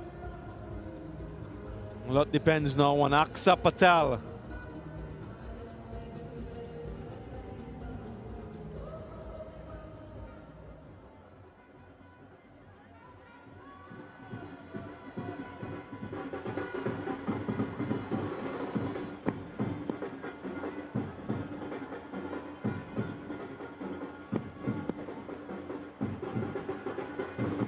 Jason Holder.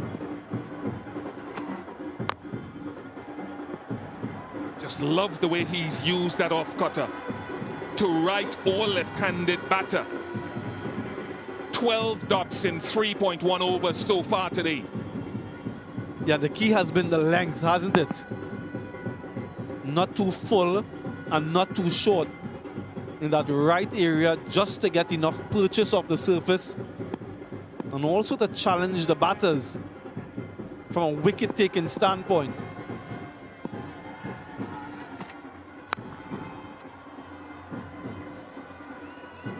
Boundaries hard to come by. 2 for 9 for Jason Holder. 2 wickets for 9 of 3.2 overs.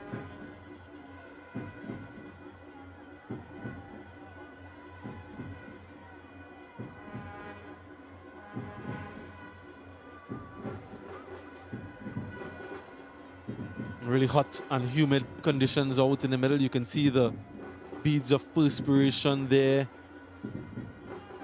Crowd having a nice time.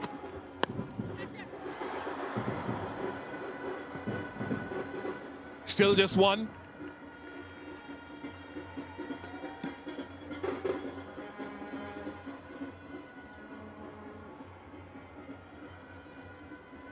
The 2 runs a ball required now, 30 from 15. Boundaries few and far between. Can Aksa Patel conjure something? Hitting leg side with the wind. Does he look to step across offside to access that region? Expecting perhaps another cutter.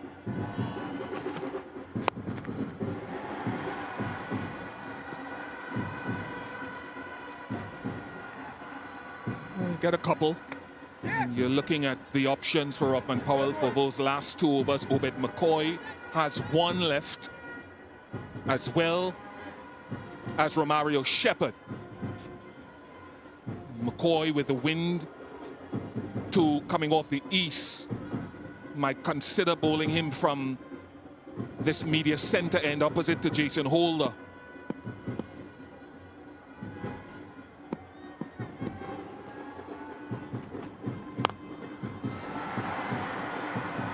Wonderful strike, much needed for Aksa and India. 22 to get from 13. Yeah, and as long as he's there, they'll believe. We spoke about his batting pedigree and what he can do, what he has already done to this West Indian team.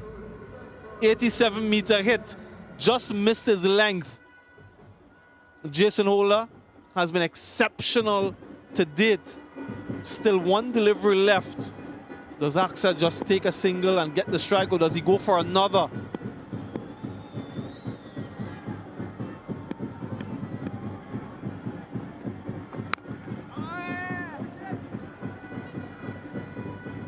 Just 1 good work, though, still by Holder today. 129 for 6.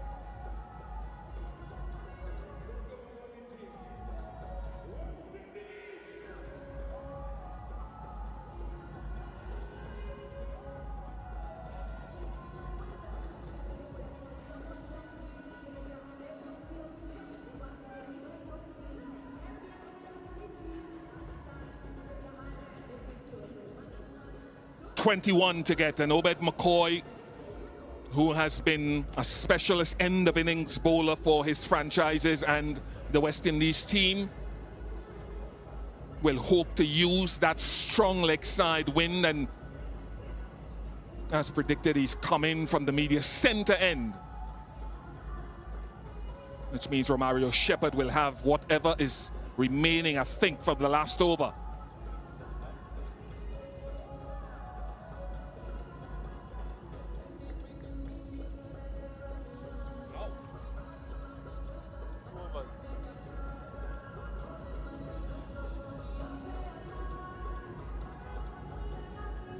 discussion between umpire Brathwaite and Powell. India were penalized in their last over by having an additional fielder in. What's this discussion about?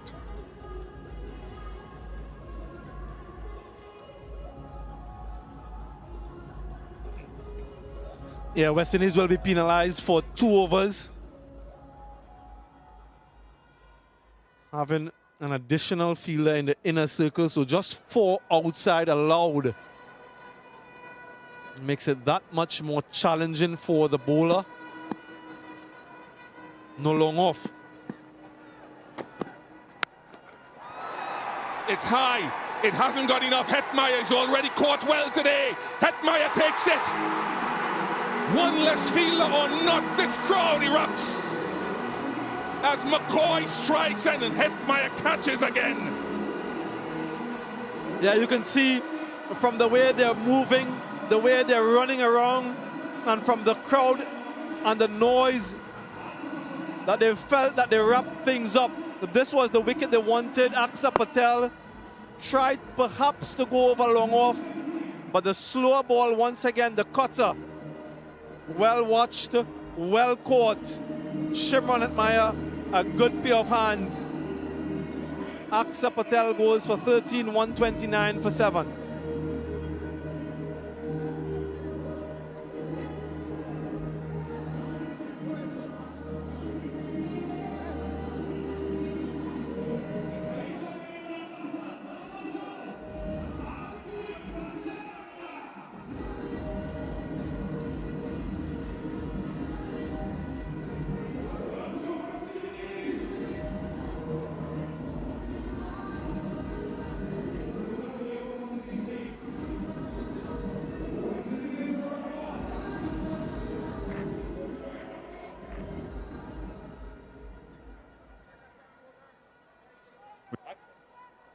Arshdeep Singh.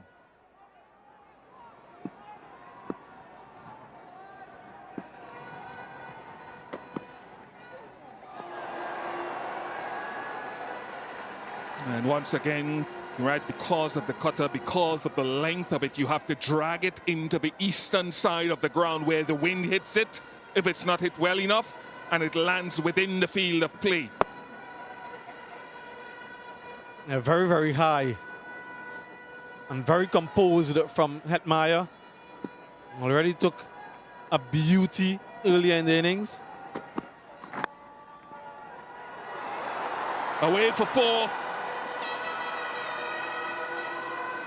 First boundary for Arshdeep with the bat in T20 internationals. 2 straight from McCoy. Yeah, worked away one side. That will help their cause.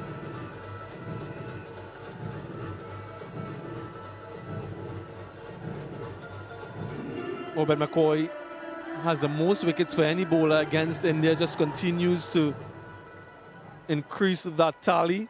2 for 21. It has been a superb effort all around from the West Indian bowlers.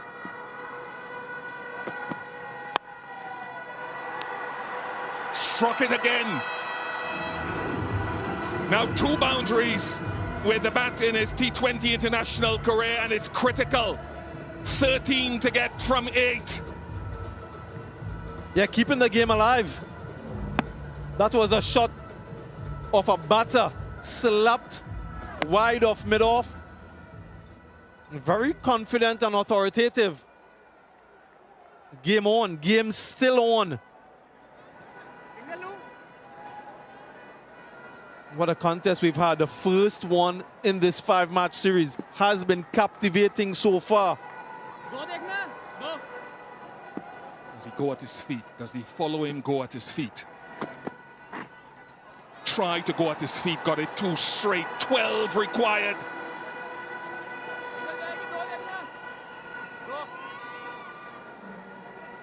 How many does Shepherd need?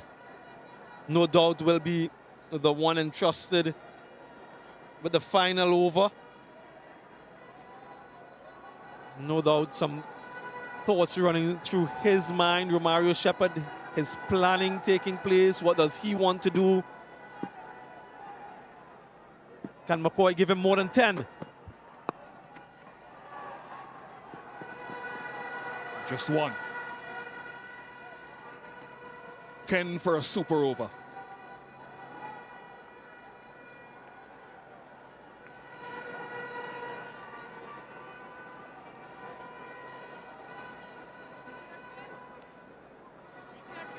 Kuldeep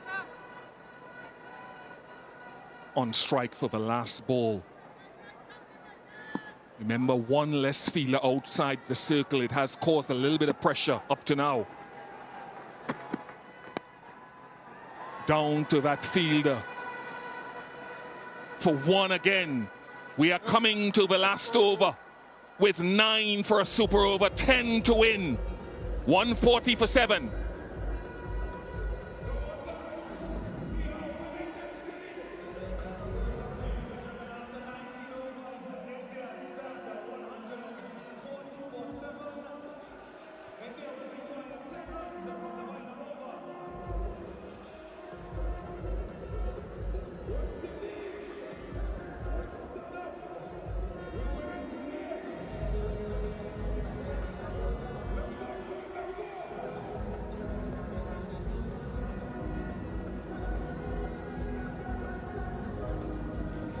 To get 3 wickets in hand. Kuldeep and Arshdeep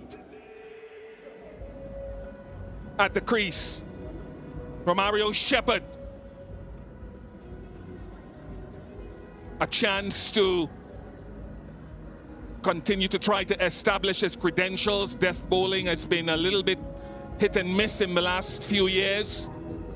Now, what's the field? I think that's a critical thing. As we get an overview of the field, will tell us a lot. Now remember, there's one additional fielder inside, so that changes complexion a little bit, changes the bowler's plans. In this final over, you want that additional fielder out. Isn't the case now. Round the wicket, Romario Shepherd, last over. On target, Romario strikes.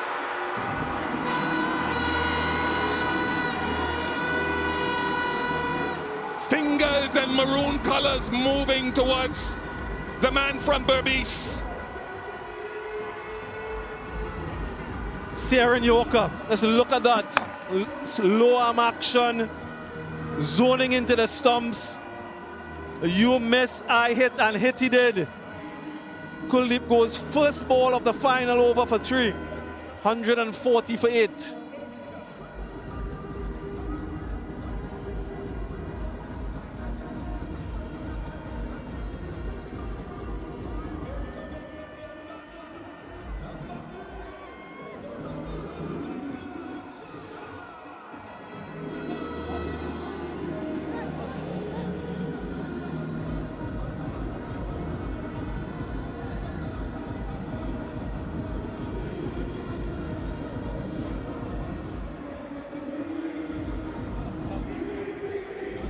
We just had an interesting scenario here because Chahal had made his way about 1/3 onto the field, and suddenly an epiphany was had in the Indian dugout, and they wanted Mukesh Kumar to replace Chahal, but he'd already entered the field of play and therefore could not then leave and be replaced. But great from Shepherd. Let's look at this Yorker, wide of the crease and bang on target. That's a sight to behold for any bowler. A wonderful start to the over for Romario Shepherd. Still 10 needed from 5 deliveries. He'll be a right-hander now, so he'll go over the wicket in discussion with the captain as to what field he wants. Usually, you want to protect that third region for any edges that may fly away. At the moment, he's in the inner circle. You're just moving the point a little bit finer to perhaps cater for that. What does Chahal do? Do the fielders cut a single in the inner circle?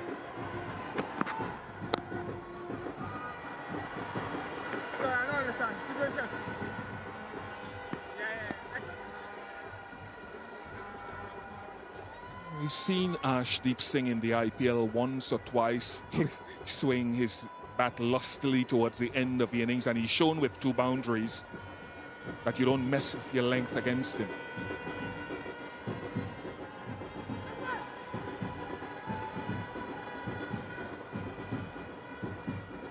Or at least try to swing the bat lustily.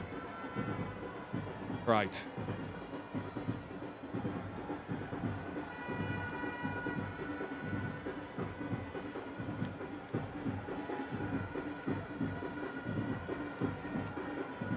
There's a deep, wide third, so I wonder if Shepherd might try to go wide of the off stump or go for that Yorker. He's got options.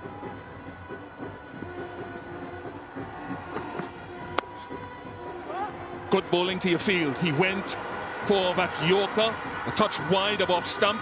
They get 2. That's his highest score in T20s. Arshdeep Singh, 6 for a super over, 7 to win. Keep mentioning that super over, Bish. Heard it about 4 times already. Mario Shepherd, can he keep his composure under pressure? Remember, there's an additional fielder in the inner circle. Just moving that short third a little bit finer. Very good from Shepherd. And this is bowling to the plan. He's under pressure with just, as we've mentioned time and again, the extra fielder in the circle. So the field is set for a couple of options. Ooh, just inside or over that guideline.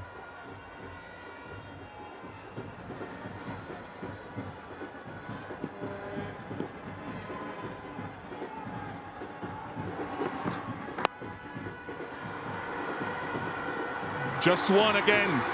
No, they'll come back for 2. There'll be a run out. Good from Shepherd, deserves a lot of plaudits here. Good arm from Hetmeyer. He's been busy in the field and they have loved it. So too Robman Powell. Wonderful execution. You've heard that word quite a lot in cricket in any format, but this has been exceptional stuff from Mario Shepherd. Not given anything under pressure. Yeah, the captain is pleased. Arshdeep tried, couldn't quite get his team over the line. He has to go. The score is 144 for 9.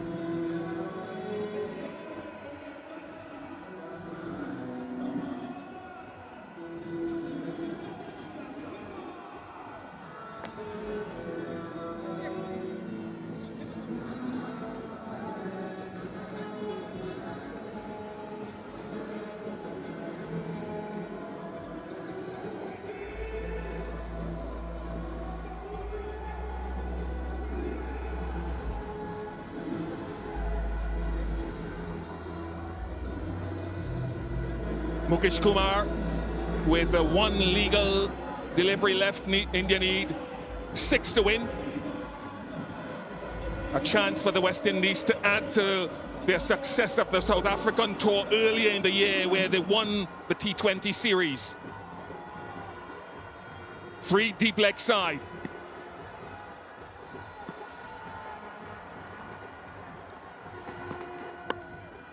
Superb from Mario Shepherd. A top-class final over. And the West Indies get a victory. They win by 5 runs. In fact, 4. And they add to what they did on that tour of South Africa where they held their own with a 2-1 victory. Defending 149, which was slightly under par according to the captain. But Jason Holder led the way. Akil Hussain was outstanding. And Shepherd closed out the show.